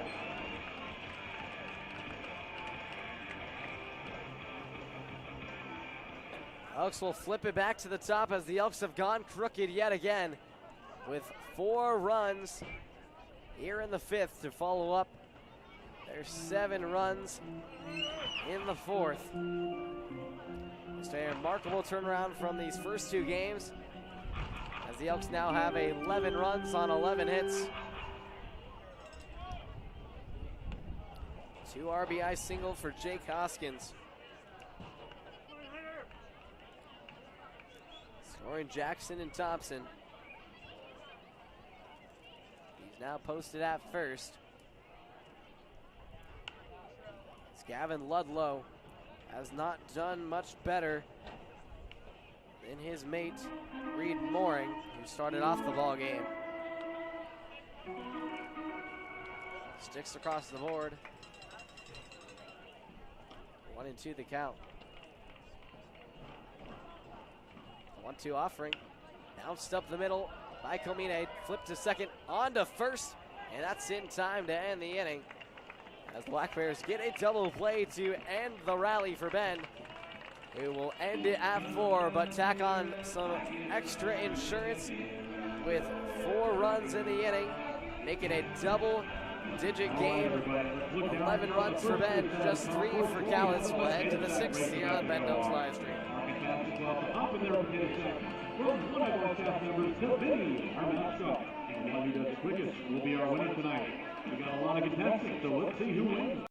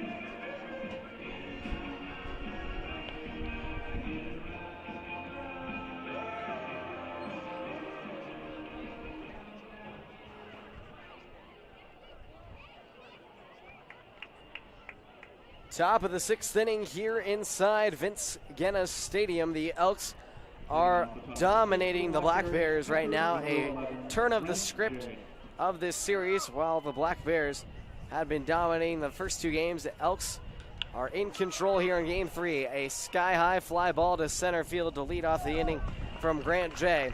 It comes down into the glove of Ruben Cedillo for out number 1. As Mahiro Tomita gave up a double with 2 runs that were given to Kellen Oaks. As Tomita inherited a bases loaded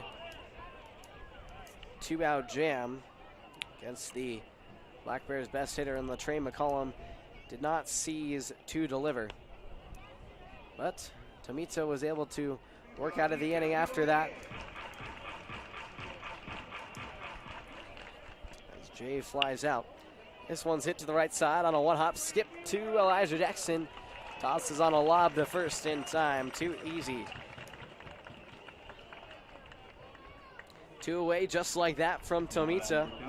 Gets a couple of quick outs as Cowlitz not looking to be in a position to win this ball game nor secure a sweep.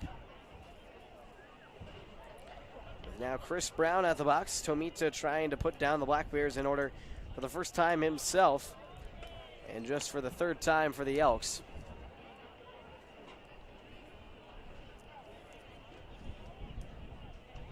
One 0 pitch, popped up near the net. It'll hop.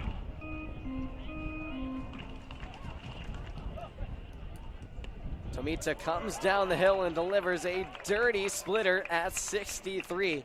Some thinks it looks like an ephus, but it's a splitter. 1-2 offering, stroked into left field over the head of Tyler Peterson at third for a 2-out base hit. Cowlitz always seems to find a way to keep the inning going, and just when you think they are done, they just find extra life to have. Always just keep poking at the Elks. It's just the fourth hit of the night for the Black Bears. They've committed 2 errors on the evening. First pitch to Eli Kennel soars high. That one misses, ball 1. Mito working with a runner at first, 2 down. He gets a soft fly ball into shallow center. Cedillo is there to make the play. And Tomita posts the 0, retires 3 of 4. 2-out base knock for Chris Brown to no avail. The Hero makes quick work on the lineup. We'll head to the bottom of the 6th inning frame. 11-3 Bend still here on the Bend Elks live stream. Happy birthday, Nick. Love Karen and David.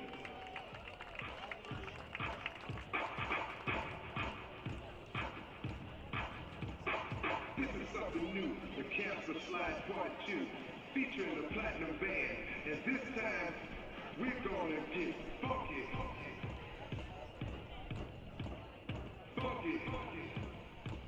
Everybody clap your hands. Clap, clap, clap, clap your hands. Clap, clap, clap, clap your hands. All right, now, we're gonna do the basic steps. To the left. Take it back now, y'all. One hop this time. Right foot, left stop. Left foot, left stop. Cha-cha, real smooth. Turn it out. To the left. Take it back now, y'all. One hop this time. Right foot, left stop. Left foot, left stop. Cha-cha now, y'all. Now it's time to get funky. To the right now. To the left. Take it back now, y'all. One hop this time. One hop this time. Right foot, 2 stops. Left foot, 2 stops. Slide to the left. Slide to the right. Crisscross. Crisscross. Cha-cha, real smooth. Let's go to work. To the left. Take it back now, y'all. Bottom of the 6th. Elks with the heart of the order. 2, 3, 4. Tyler Peterson, Ruben Cedillo, and Luca DiPaolo. Mahiro Tomita does his job on the mound and keeps the Black Bears quiet. Going back into hibernation a bit here in this series finale after coming out to hunt down the Elks. Serving as the Predator in games 1 and 2. Winning 16-5 in the series opener. And getting the series win in a 9-2 victory last night. The Elks have reversed the roles. They have chased out the Black Bears in this one. Tyler Peterson takes the first pitch from the new man on the hill, number 21, Kyle Etheridge, out of Northwest Nazarene College. Entering his senior year there at Northwest Nazarene. This is slapped down the third base line out of play from Peterson, who had 2 hits in the 4th, including a 2 RBI double that ended up scoring 3 runs thanks to an extra error thrown by Sam Canton in center. The 0-2 offering, this one misses up for ball 1. Ruben Cedillo on deck, Luca DiPaolo in the hole. Peterson 2 for 3. 1-2 pitch, cut on a miss, misses in the top part of the zone. And Etheridge records his first strikeout of the night. the third of the game for the Black Bears, Now batting for the Elks, center who have fielder, turned 2 number double 8, plays tonight. Ruben. Got a 6-4-3 and now got a 4-6-3 last inning to put away the Elks. We're able to manage 4 runs across in the 5th and 7 in the 4th. Yet the key to both of those innings were not getting the first batter retired, getting that batter aboard, as the Elks have their leadoff man put away for the first time since the 3rd, when the Elks were retired in order. An 0-2 pitch. The zone filler-upper in Kyle Etheridge, who I'm told had an immaculate inning earlier this season. It's hard to do at any level. This one smashed, though, into deep left field. You can kiss that ball goodbye. Ruben Cedillo with his 2nd long ball of the summer puts the Elks up 12-3.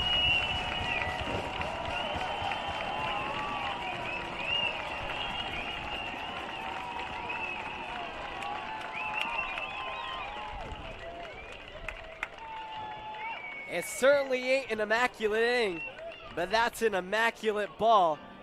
My, oh my. Now batting for the Elks, designated hitter number 35, Luca DiPaolo. Ruben Cedillo with his 2nd round tripper of 2023. The Oregon State Beaver with his pitching coach in attendance. Although he doesn't do much pitching at Oregon State, of course. Still nice to have a representative from the 3-time national champions here in attendance. And Rich Dorman, watch that one go way, way out of here. Went so far that TrackMan couldn't even track it. 2-0, fouled back to the screen. It's 2-1 to Luca DiPaolo. 2nd time that Ruben Cedillo has gone yard in this ballpark. And he didn't miss that one, folks.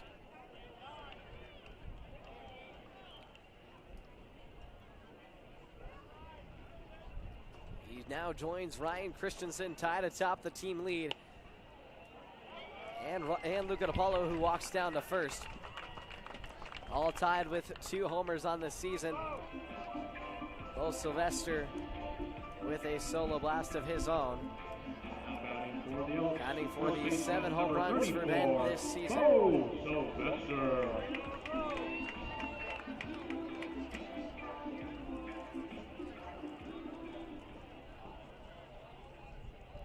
Luca DiPaolo works himself aboard for the 4th time tonight. He's 3 for 3 with 2 runs scored and now a walk.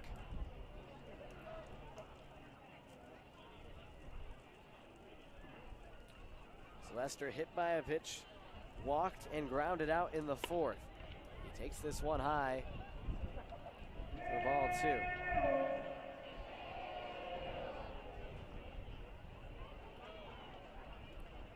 Elijah Jackson waiting on deck. It's 12-3 Bend. 2-0 pitch popped up into shallow right, moving into foul territory to try and track it down. And Ian Riley will tilt back a bit, but he secures the catch. As Sylvester goes down on the long run. Number 1, Elijah Jackson.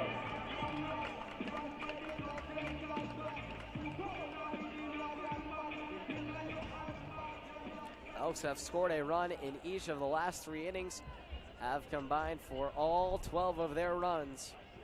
After going scoreless through the first 3, they've erupted for 12 over the next. Jackson takes this one downstairs for ball 1. Jackson 2 for 3 today, a strikeout in his first at-bat, but he's had 2 singles in each of his last 2 and has come around to score 2 of the Elks' 12 runs. 1-0 misses down. Everybody clap your hands. As most certainly Etheridge left that one over the plate.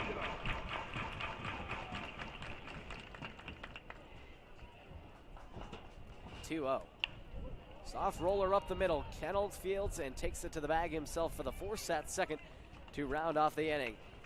A solo moonshot for Ruben Cedillo puts the Elks up another tally. They lead it by 9, 12-3 Bend. Will head to the top of the 7th here on the Bend Elks live stream.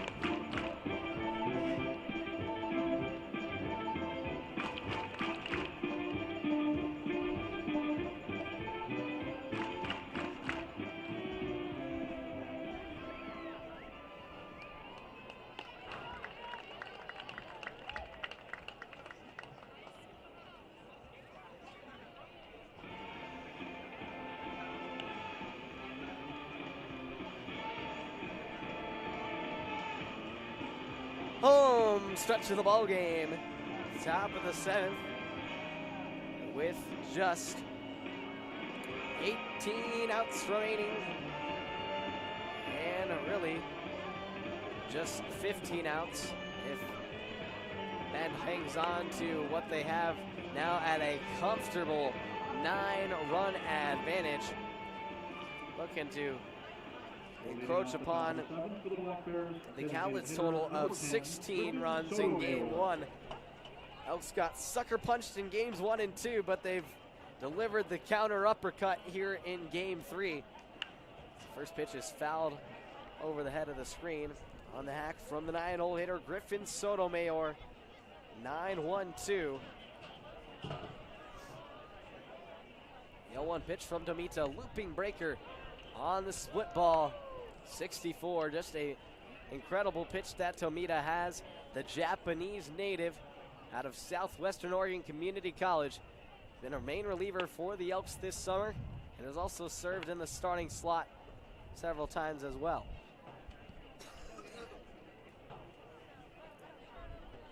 No balls and 2 strikes the count. This one finds the way into the zone on the punch out, strike 3 called. That one a curveball as Tomita drops it in there. At 73 on the dial, gets his second strikeout of the evening.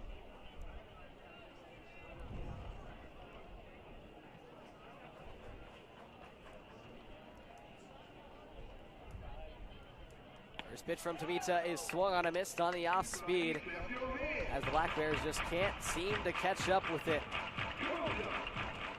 Tomita locked in the zone, 0-1. This one catches the outside corner. You can count that for a strike 2.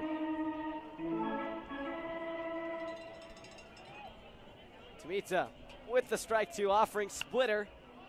Popped up right side near the chalk line. Sylvester backpedaling, circling around. Gets under it, loses the cap, but makes the catch in the process. Out number 2. As Sam Canton continues to go hitless through the night. Also has an error on the evening. Number 2, A.J. Singer. He continues to struggle in tonight's series finale.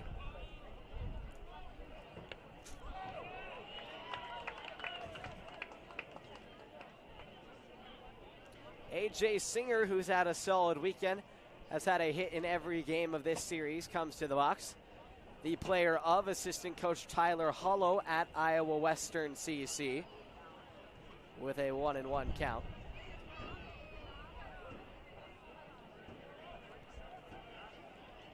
One ball, 1 strike. This pitch misses just a bit downstairs. Draws some moans from the crowd in disagreement.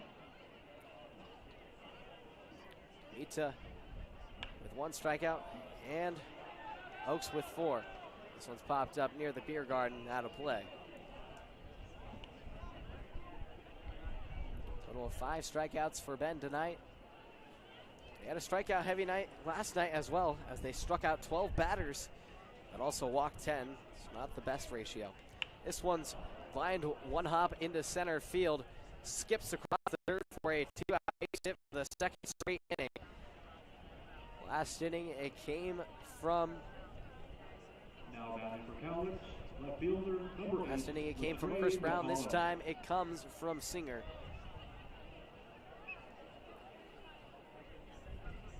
Who gets his second hit of the night and now has 7 hits over the weekend. Certainly turned on the bat after just coming into this series not with the best batting average on the team, batting a little bit under 300. No balls and 1 strike to count. Stamita lands that one in there for a strike as this fouled away. 0-2. Singer just batting .236 coming into this one. 0-2 down. Runner on first. Stamita trying to put away the side. 0-2. Got him chasing outside. Strike 3. DeVito with his second K in the frame. And the 6th overall for Ben. They're rolling on all cylinders. And the herd will head to the bottom of the 7th as we stretch it out here at Vince Scanna Stadium. 12-3, Elks are dominating here on the Ben Elks live stream.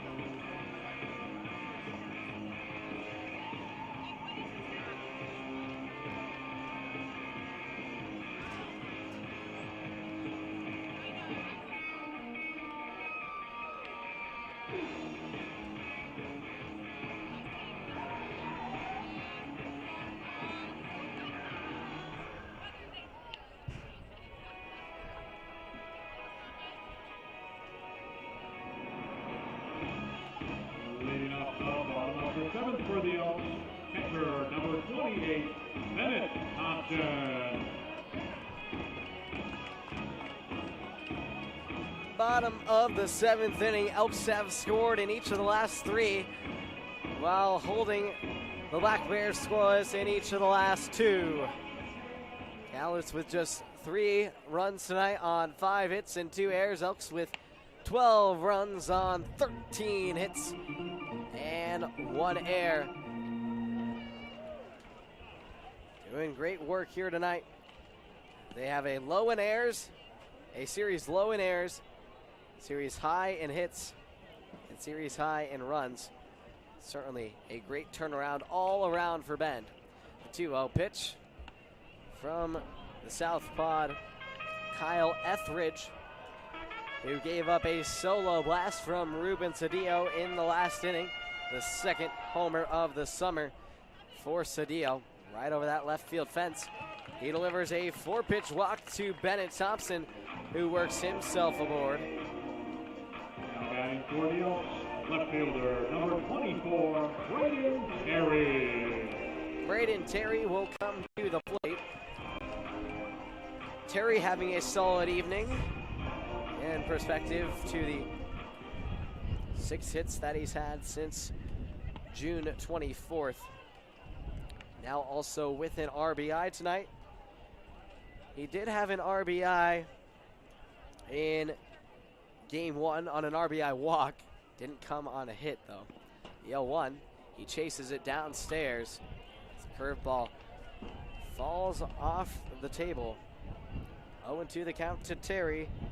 Sac fly in his last at-bat. Fly out in the second and a single and a run scored in the fourth. He's 1 for 2. Strike 2 offering.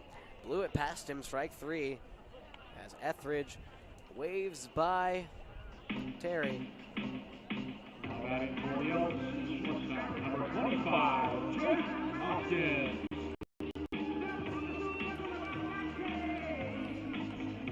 Black Bears have turned a couple of double plays to end some innings tonight.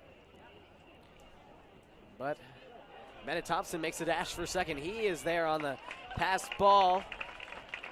Juggled up by Grant J. Puts a runner in scoring position for Jake Hoskins, who has just his second multi-hit game of the entire season. Able to do a job tonight. A breakout for the Wildcat, who is scratching down the Black Bears' backs. This one's fouled off over the head of the Elks dugout. Down all evened up. Now 1 apiece. Hoskins was just batting 143 coming into this ball game. That will certainly bump it up a few scores here in this one. He's played in just 16 games for the Elks this summer. Battled through some injuries in the middle part. But his first multi-hit game since Yakima Valley on June 10th, over a month ago. First multi-hit game at home. The 1-2. This one fisted through the right side, make it a 3-hit game for Jake Hoskins. Plumps Bennett Thompson over at third, and Jake Hoskins is having a breakout night in his first start of the series. He has a game high, season high, 3 hits in a ball game.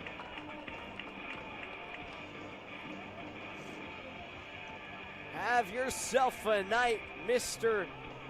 Jake Hoskins. Welcome to the series, young fella. This one's shot into the Elks dugout off the bat of Hunter Comine, the leadoff hitter for the Elks. At the dish. Comine 1 for 4 tonight. Also scored a run when he had that lone base hit. He grounded out into a double play to end the Elks' 4-run rally in the 5th in his last appearance in the box. He now has a chance on a sac fly. He's down 0-2, trying to put something in play here. Try and work Thompson across as the Elks look to make it a 10-run lead. Southpaw delivers 0-2. Backdoor breaker. Dumps just down.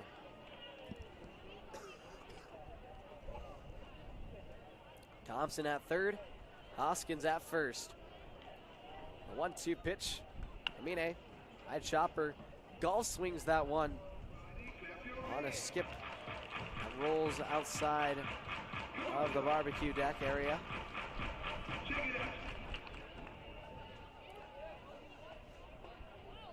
Elks with 14 hits in the ballgame. Offensive slugfest. 1-2 is popped up into right center field. This one might score Thompson. He gives a fake, but doesn't come down the line. The throw was offline, so he would have had a chance. But with a lead like this, no need to risk any other future outs. And that'll now leave it up to Tyler Peterson Now batting for the Elks, third to baseman, work in number Thompson 29, with 2 down. Tyler Peterson.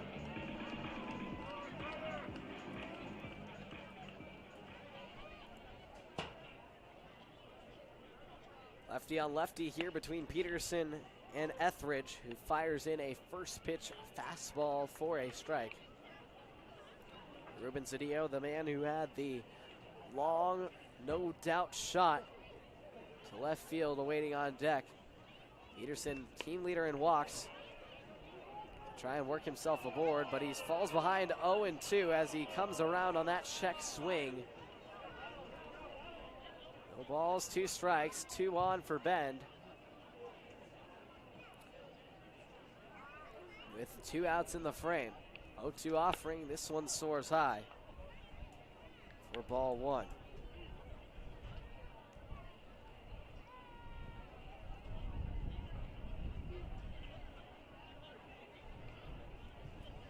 One-two pitch to Peterson. Cut on a miss. Strike three. Etheridge is able to keep the Elks quiet in this one as they post their first 0 since the third inning frame. Elks go scoreless as we will head to the 8th. 12-3 Cowlitz here on the Bend Elks live stream.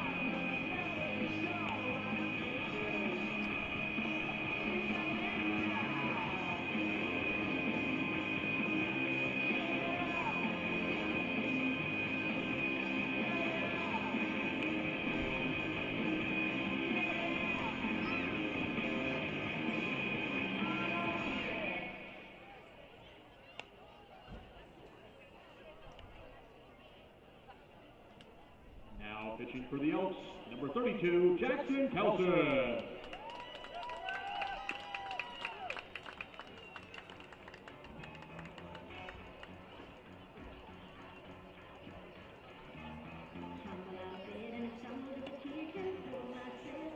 Top of the 8th inning here inside Vincennes. Elks in front by 9. They're dominating in this one. Powered by some crooked numbers in the 4th, 5th, and another solo shot to add to the pain for the Black Bears. First baseman, number 50, Brandon Larson. We're getting served a dose of their own medicine. They blew out the Elks in games 1 and 2. One game 1 by 11, one game 2 by 7. Elks now in front by 9 here in game 3. Making his Elks debut now is Jackson Kelson. The right-hander delivers the 0-1 pitch, and it misses inside. 1-1 the count to the leadoff hitter for the Black Bears. Here to start the 8th. And Brandon Larson. 2 balls and 1 strike. Kelson will step himself off the rubber. But Kelson, out of Midway, Utah, played with his teammate Jackson Elder, who is no longer with the Elks this summer but had a fabulous season in the time he was with the Elks. Taking his talents to Salt Lake City to the University of Utah. 3-1 pitch. This one sliced off down the left field line out of play. He's going to play near where Kelson is from in Midway. Kelson in his freshman season at Lane CC made 9 appearances, 1 start with an 0-1 record. He delivers the payoff pitch. It rattles off into the carpet for ball 4. Elks have still struggled with the walks tonight. That has not gone away, but have limited it to less than what they have had in the previous games in this series. 10 walks in games 1 and 2. That's just the first walk delivered by an Elk since Kellen Oaks left the ball game 2/3 of the way through the 4th inning. This ball skirts away from Bennett Thompson on the wild pitch from Kelson, who's not off to the best of starts in his debut.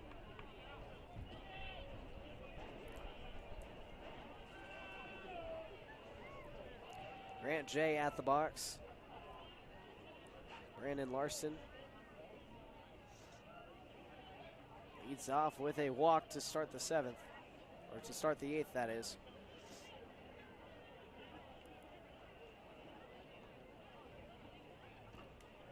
Nelson falls behind 1-0 on Grant J. He's 0 for 2 today with a walk.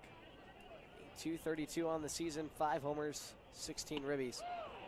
Kelson delivers the breaking stuff. It's in there for a strike. Here's Jay, comes up empty-handed. Kelson, 6'1", 210-pound right-hander, entering his sophomore year at Lane CC. As I mentioned, 9 appearances, 1 start, posting an 0-1 record, a .759 ERA, 13 Ks, 15 walks, and 9 earned runs surrendered in 10.2 innings pitched. Not the best for freshman years. Certainly looking for some development as he joins this Elks squad here for the back half of the summer. So those 15 walks across those 10 innings of work certainly are the issue, and, well, join the rest of the club of Elks pitchers who have walked plenty of batters. He's been no different in starting with a walk to start an inning from many of the Elks hurlers this season. This one's fouled off. 2-2, the count to Grant J. Ian Riley awaiting on deck. 2-2, no outs. Runner on second. Cowlitz trying to score its first run since the 5th. The 2-2 pitch is swung on and missed for strike 3. Kelson gets his first strikeout of the game.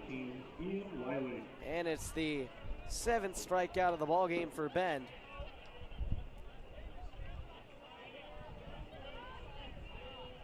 Had 12 last night, have 7 tonight. But it's much sweeter when you're striking out batters and you're in front by 9. The offense helping in that department most definitely.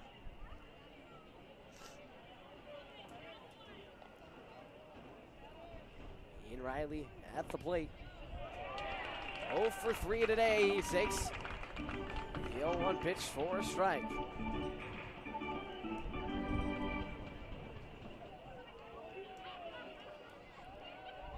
0-1 offering. This one scurries inside. Leaves the count at 1-1. Riley batting .235 this summer. 1 homer, 8 RBIs. Righty on lefty. This one nearly catches a piece of him as it misses just in front of the hard-leaning Riley. Elks hitting the road this upcoming week as they head to Port Angeles up in the northwest corner of Washington, just above Seattle, and the 2-1 pitch is swung on and missed. 2-2 the count as Kelson feeds him a fastball and he spits it back out.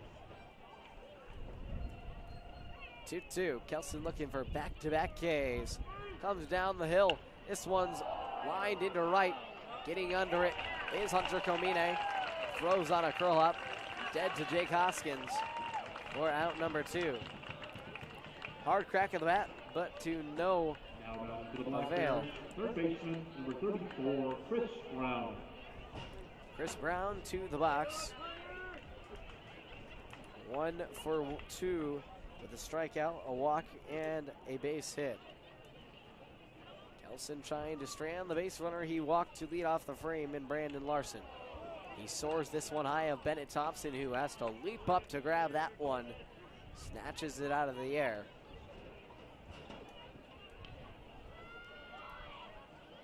Rich Dorman still watching on. Beavs pitching coach in attendance tonight. Watch on as the Elks put it on a showing for him. Certainly delivering him some entertainment. That's certainly not entertainment to his eyes when a pitcher hits a batter. Now batting for Cowlitz, second Brown baseman, number 38, is beamed Eli on the Bell. pitch from Kelson. Skipping out to the mound is pitching coach Danny Sales.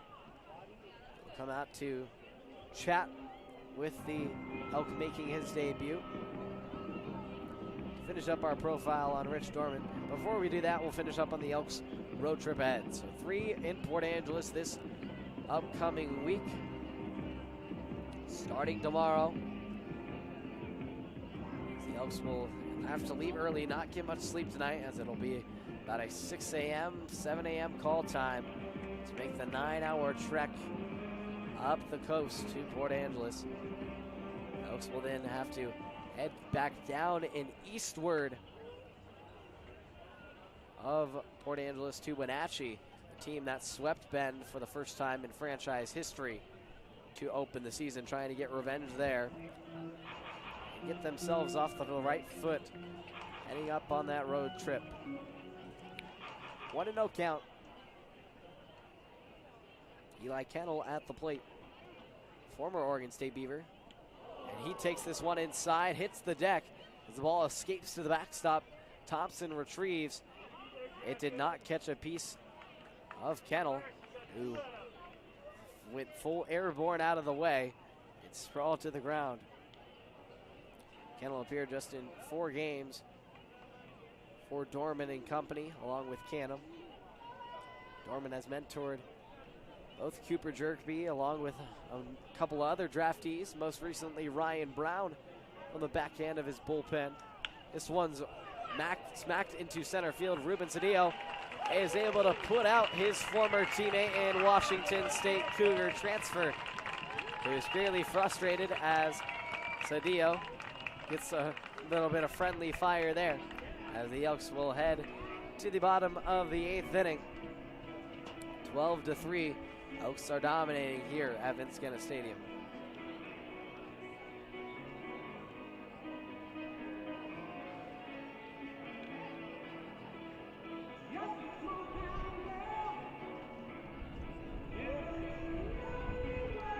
This one's for you, Teresa.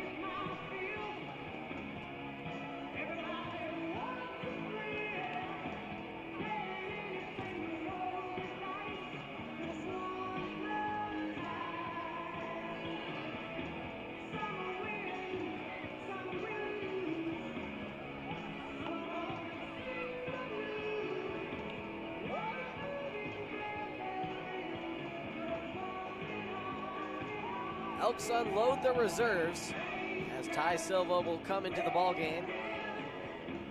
And Cowlitz hits the bullpen. Matt Kelson, no relation as far as I'm concerned to Jackson Kelson, who just made his Elks debut last inning. And was able to keep Cowlitz off the scoreboard for the third straight inning. Ty Silva. Ty Silva will make his entry into the ball game.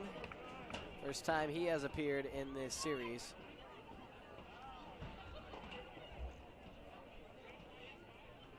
First pitch to Silva, cut on a miss for a strike.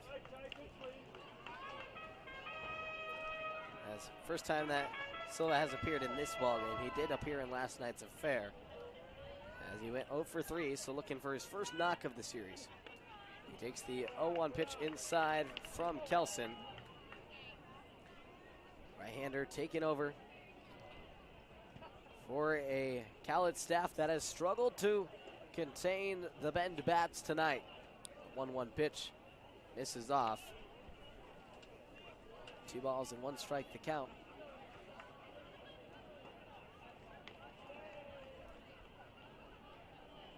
Reed Mooring started it off on the hill for the Black Bears. Ended up giving up 7 earned runs through just his 3 2/3 innings of work, with just 1 walk and 2 strikeouts. So they were all by the way of the hit for Bend, who ended up posting 8 hits in that inning and 7 runs.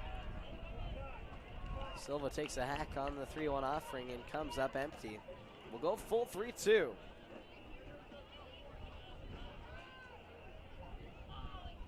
Kelson with the 3-2 offering. This one dives low and outside, ball 4. The USC Trojan starts his game off with a walk.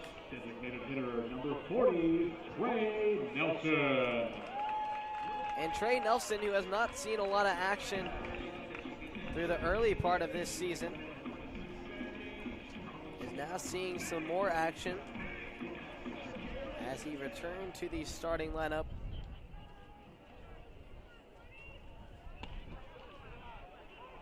I believe it was game 1. Yes, it was game 1. He went 0 for 2 in that appearance. He's 13 for 62 on the season, batting .209. Oh, that was Silva's stats. My apologies.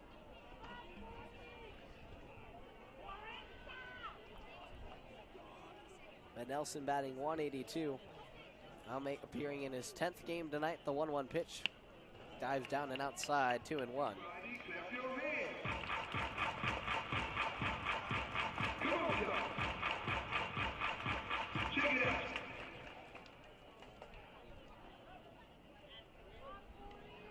Most likely in their final time to any more insurance they would need. Trey Nelson with a bat flip on this single into center field.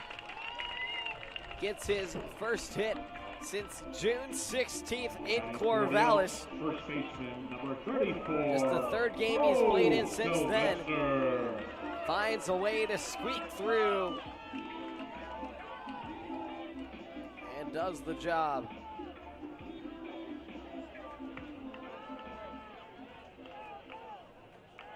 Mo Sylvester will come to the plate.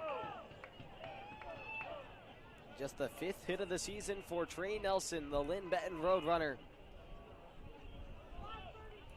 Had some emotion behind that hit. First pitch is in on the outer half for a strike.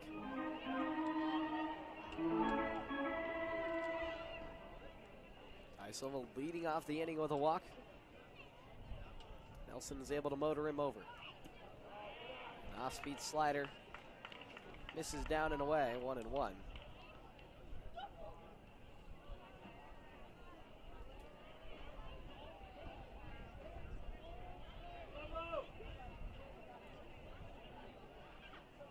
The 1-1 pitch from Kelson. Swings, misses down below the knees for ball 2. Bo batting .215 coming into this ball game. Now has a 2-game hit streak, trying to make it 3 and keep it going. He slaps this one off out of play as he spikes his bat into the ground on the knob. Trying to find his 15th hit of the season. He's got 14 coming in. He's 0 for 2 tonight with a couple of free passes, a walk and a hit by pitch. The 2-2 offering. Hit off the end on a check swing by Sylvester. He just checks that one away.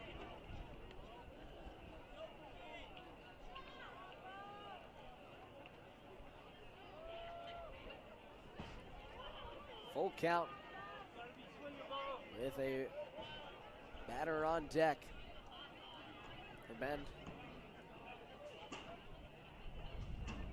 Payoff pitch.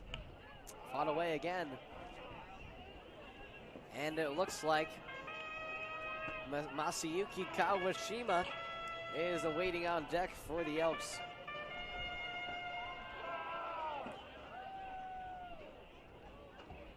It is Elks' debut last night and will come to the plate following after Sylvester, who swings and misses on the 2-2 fastball. Just got beat by it.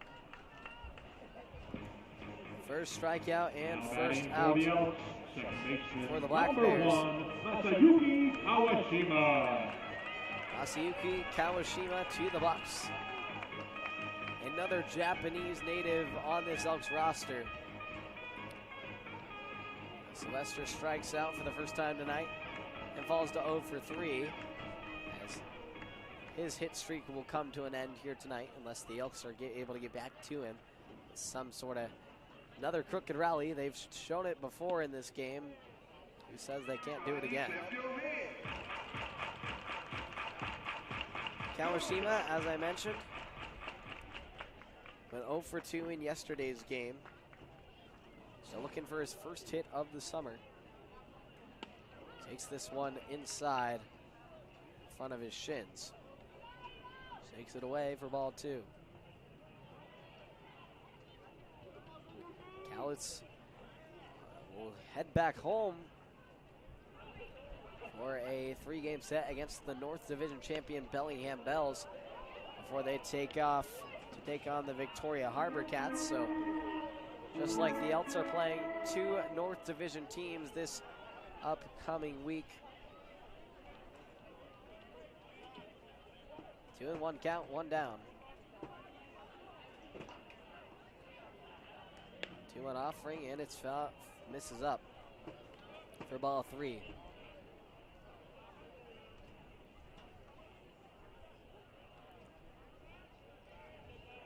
Bennett Thompson awaiting on deck, the Oregon Duck. Got a great conversation with him the other day. 3-1 pitch is dialed at the belt for ball 2, or for strike 2. Full count we go. Silva at second. Nelson at first. Payoff pitch. Grounded right, left side. Picked up at third. Throw to second. Kennel pump fakes to first, but doesn't go that way. As Kawashima is able to work himself aboard on the 5-4 FC. Now batting for the Elks, catcher number 28. Silva finds his way over to third. 2 away in the frame. Bennett Thompson, who had a double in last night's game, doesn't have a hit today. He walked in his last at bat, reached on an air, struck out, and grounded into a 6-4-3 double play. Trying to find the stick that he had at Oregon this past season when he had 2 long balls in the Super Regional for the Ducks, delivering 2 home runs to lead the Ducks to the largest Super Regional comeback in history. Any Super Regional anywhere in the country. Largest one came in Eugene. The Elks were trying, or the Ducks tried to get back to the College World Series for the first time since the mid-19th or mid-20th century. Had their baseball program cut for nearly 3 decades. Brought it back in the late 2000s. And here we are. Oregon baseball is back on the map thanks to guys like Bennett Thompson. 3-0 pitch is fouled away as he gets the green light, tries to go for that fastball on the outer half. Thompson comes from a long line of family members who have had success in their baseball careers. The 3-1 pitch is ripped into left field, down for a base hit. First of the night for Bennett Thompson.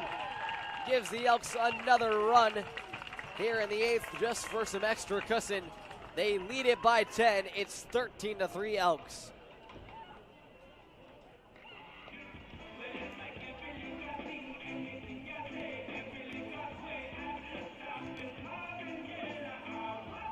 Now batting for the Elks, right fielder, number 10, Ryan Christensen. Ryan Christensen will step in as he comes off the bench in place of Braden Terry.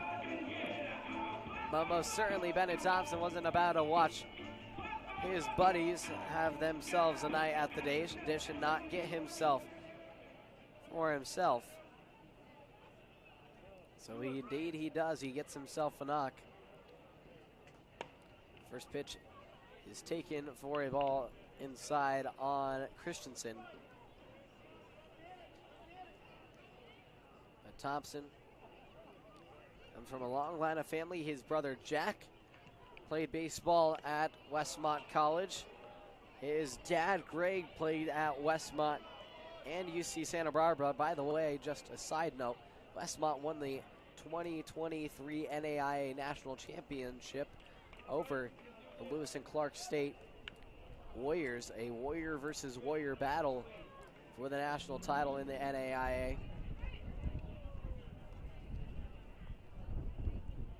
Many Lewis and Clark State members have been scattered throughout the West Coast League, including Jake Green earlier this season and Eli Takalo, last night's starter.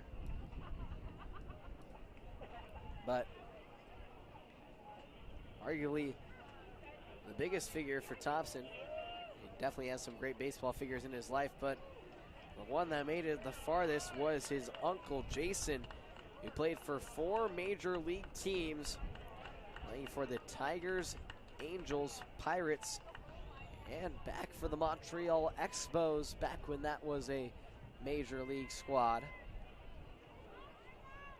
Only major league squad left in Canada north of the border is the Toronto Blue Jays. Speaking of the Blue Jays, Vladimir Guerrero Jr. joined his father, Vladimir Guerrero Sr., as the home run derby champion. This one spiked through the wickets of Kelson into center field for Ryan Christensen. Coming around to score is Kawashima, and boy, did that have some speed behind it. A bullet right through the legs of Kelson. It's 14-3 Bend on an RBI single for Ryan Christensen.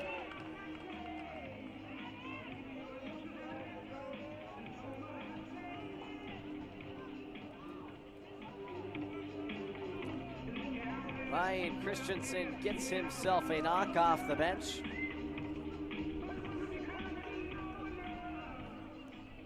And the Elks now have 17 hits in this game, nearing their season high. Trying to scramble. At the plate is Maddox Maloney. He takes the first pitch for a strike at the knees.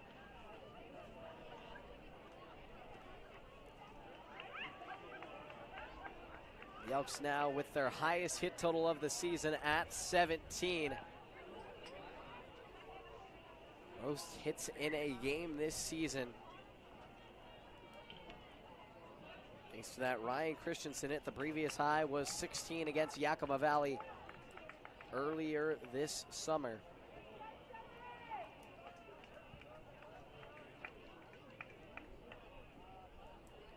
Oh, 2. Breaking ball popped up near the Elks dugout, trying to charge for it. And Joey Wong isn't able to get himself out of the way in time. As a benefit to his squad.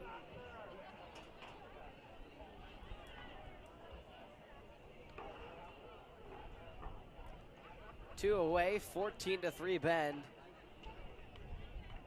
Bottom of the 8th inning. Elks are cruising. There's Maloney making his first plate appearance of the night. Bennett Thompson at second and Ryan Christensen at first. The 0-2 is plunked on the back of Maloney. He takes that one with a big, deep breath as he tries to catch his breath after that one. Might have got the wind knocked out of him. The way that ball hit him right in the center of his back. Right fielder, number 27, Hunter Colvine.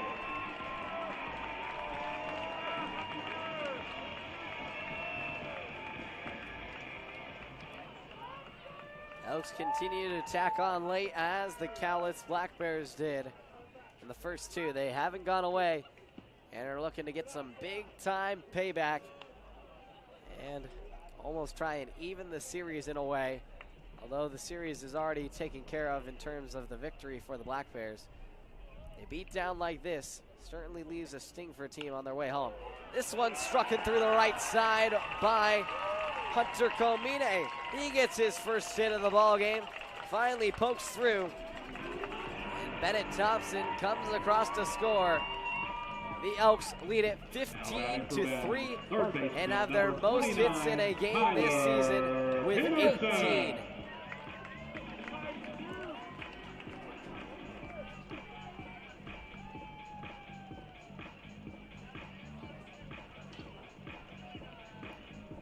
Hunter Comine gets a knock to extend his now 7-game hit streak.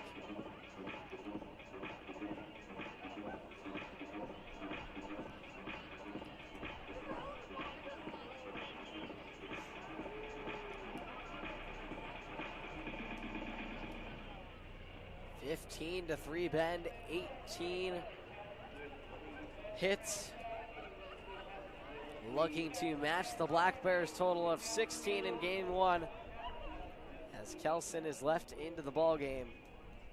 Base is juiced, and pardon me, that was Comine's second hit of the game.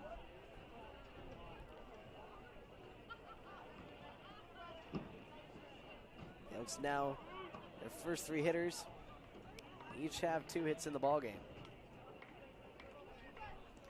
Tyler Peterson at the plate. He struck it out in his last 2 at-bats, trying to find his way out of those tough at-bats.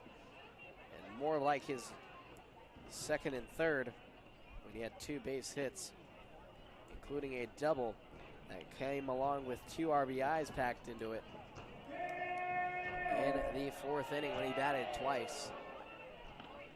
He's ahead 2-0. The base is juiced.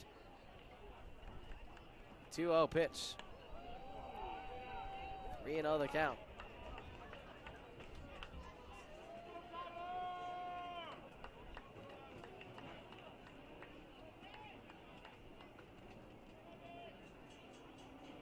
A 3-0 offering. Misses outside, a 4-pitch walk delivered to Tyler Peterson. He will work himself down to first on an RBI. 4-pitcher. Ryan Christensen comes across to score. It's now 16-3. Elks with the lead. Ty Silva, who already batted in this inning, will bat for the 2nd time. Elks have scored 3 runs in the frame. Silva takes the first pitch downstairs for a ball. 1-0. Still bases loaded.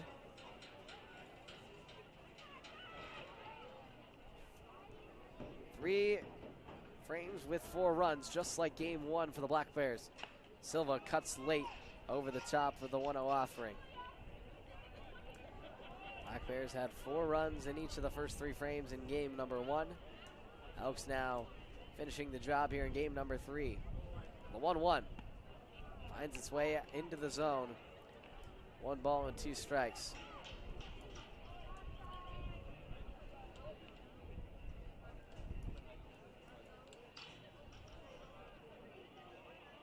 One-two offering. Chopped left side. Tough play from third. Throw across from Braun is in time. Elks get 4 more here in the 8th as they rally for some extra insurance, and this ball game is all but over. Jackson Bolander, the Elks' big boy, Grizzly Bear closer, will come and shut down the Black Bears. Elks got a Grizzly Bear to take down the Black Bears as we come back on the Bend Elks live stream.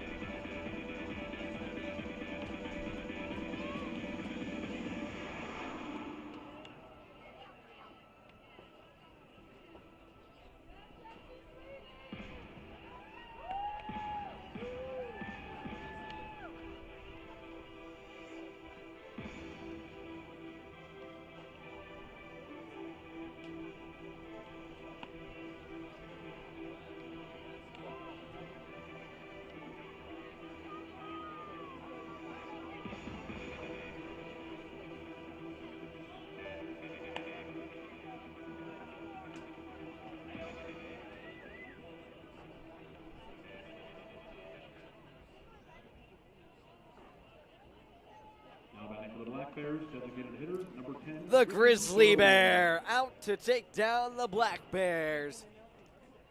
Here we go. First pitch, soft hopper. Kawashima Fields throws on a dart in time for out number 1, and just like that, Jackson Bolander works his first out of the frame.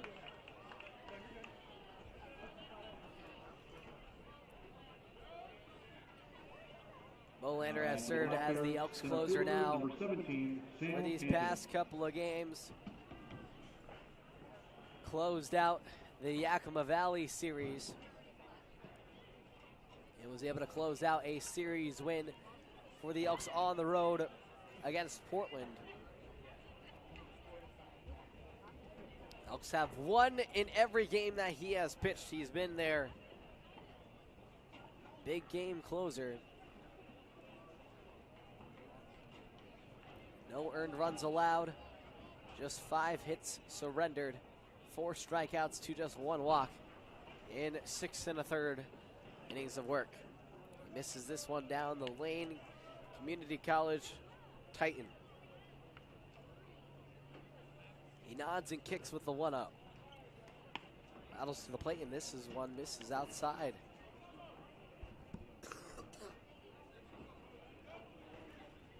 Sam Canton at the dish, 2-0. Popped up and flared into left field. Moving under is Ryan Christensen to make the catch. And Cowlitz is down to their final out. AJ Singer will be their last lifeline. A couple of substitutions for Ben just to note. Kawashima is at second, Maloney is at short, and Christensen is in left, and Silva is in center. Defensive substitutions for the Elks. First pitch from Bolander catches the outside black for strike 1. 0-1 the count. 0-1 offering, tipped off the end. And the Black Bears are down to their final strike. Bolander ready on the rubber. Comes around with the 0-2 offering. Slider skirts off the plate and chested up by Bennett Thompson. Bolander nods, readies, and kicks with the 1-2. Fastball spiked in the turf at 87.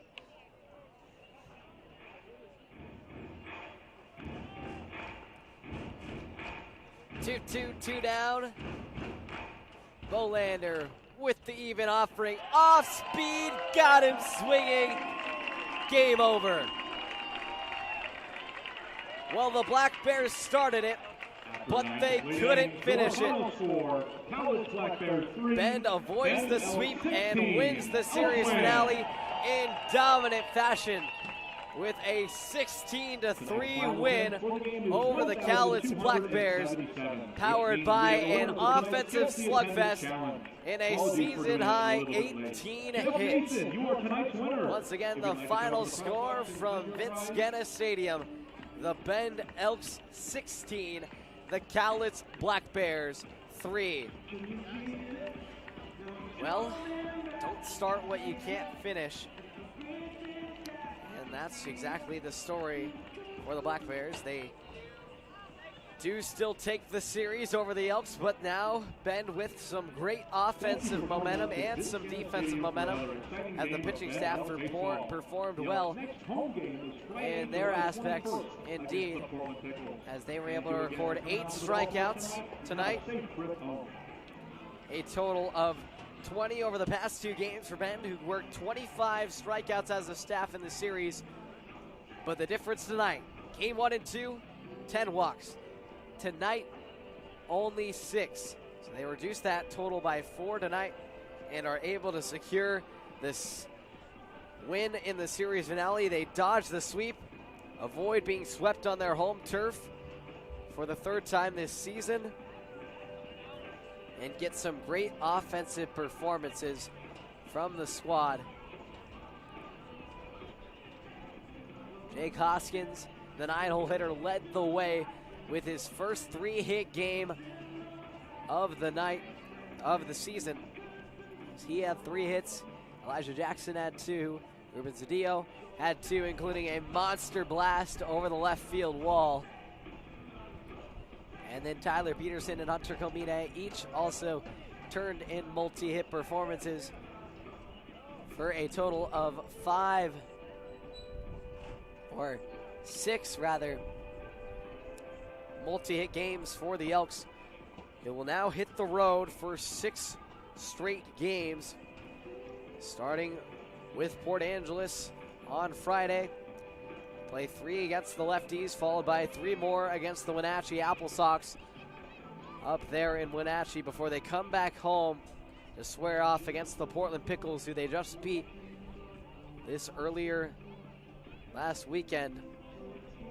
They took the series against the Pickles. They don't take the series against the Black Bears, but they are able to dodge the sweep, which is a win in that regard. A great offensive showing tonight for the Elks, who win it by 13 runs. One of their biggest blowouts of the season. In fact, I think it is, as their other largest win came in a 17-5 victory over the Port Angeles Lefties, who they'll take on tomorrow evening. 13-run win for Bend, 16-3 the final. And we will see you all up in Port Angeles. You can catch it right here on Bend Elks Mixler. For Blake Neiman here, signing off from Vince Guenna Stadium. The Elks win and snap its 4-game losing streak, and will get themselves back on the right track here ahead of a big road set. So long, everybody.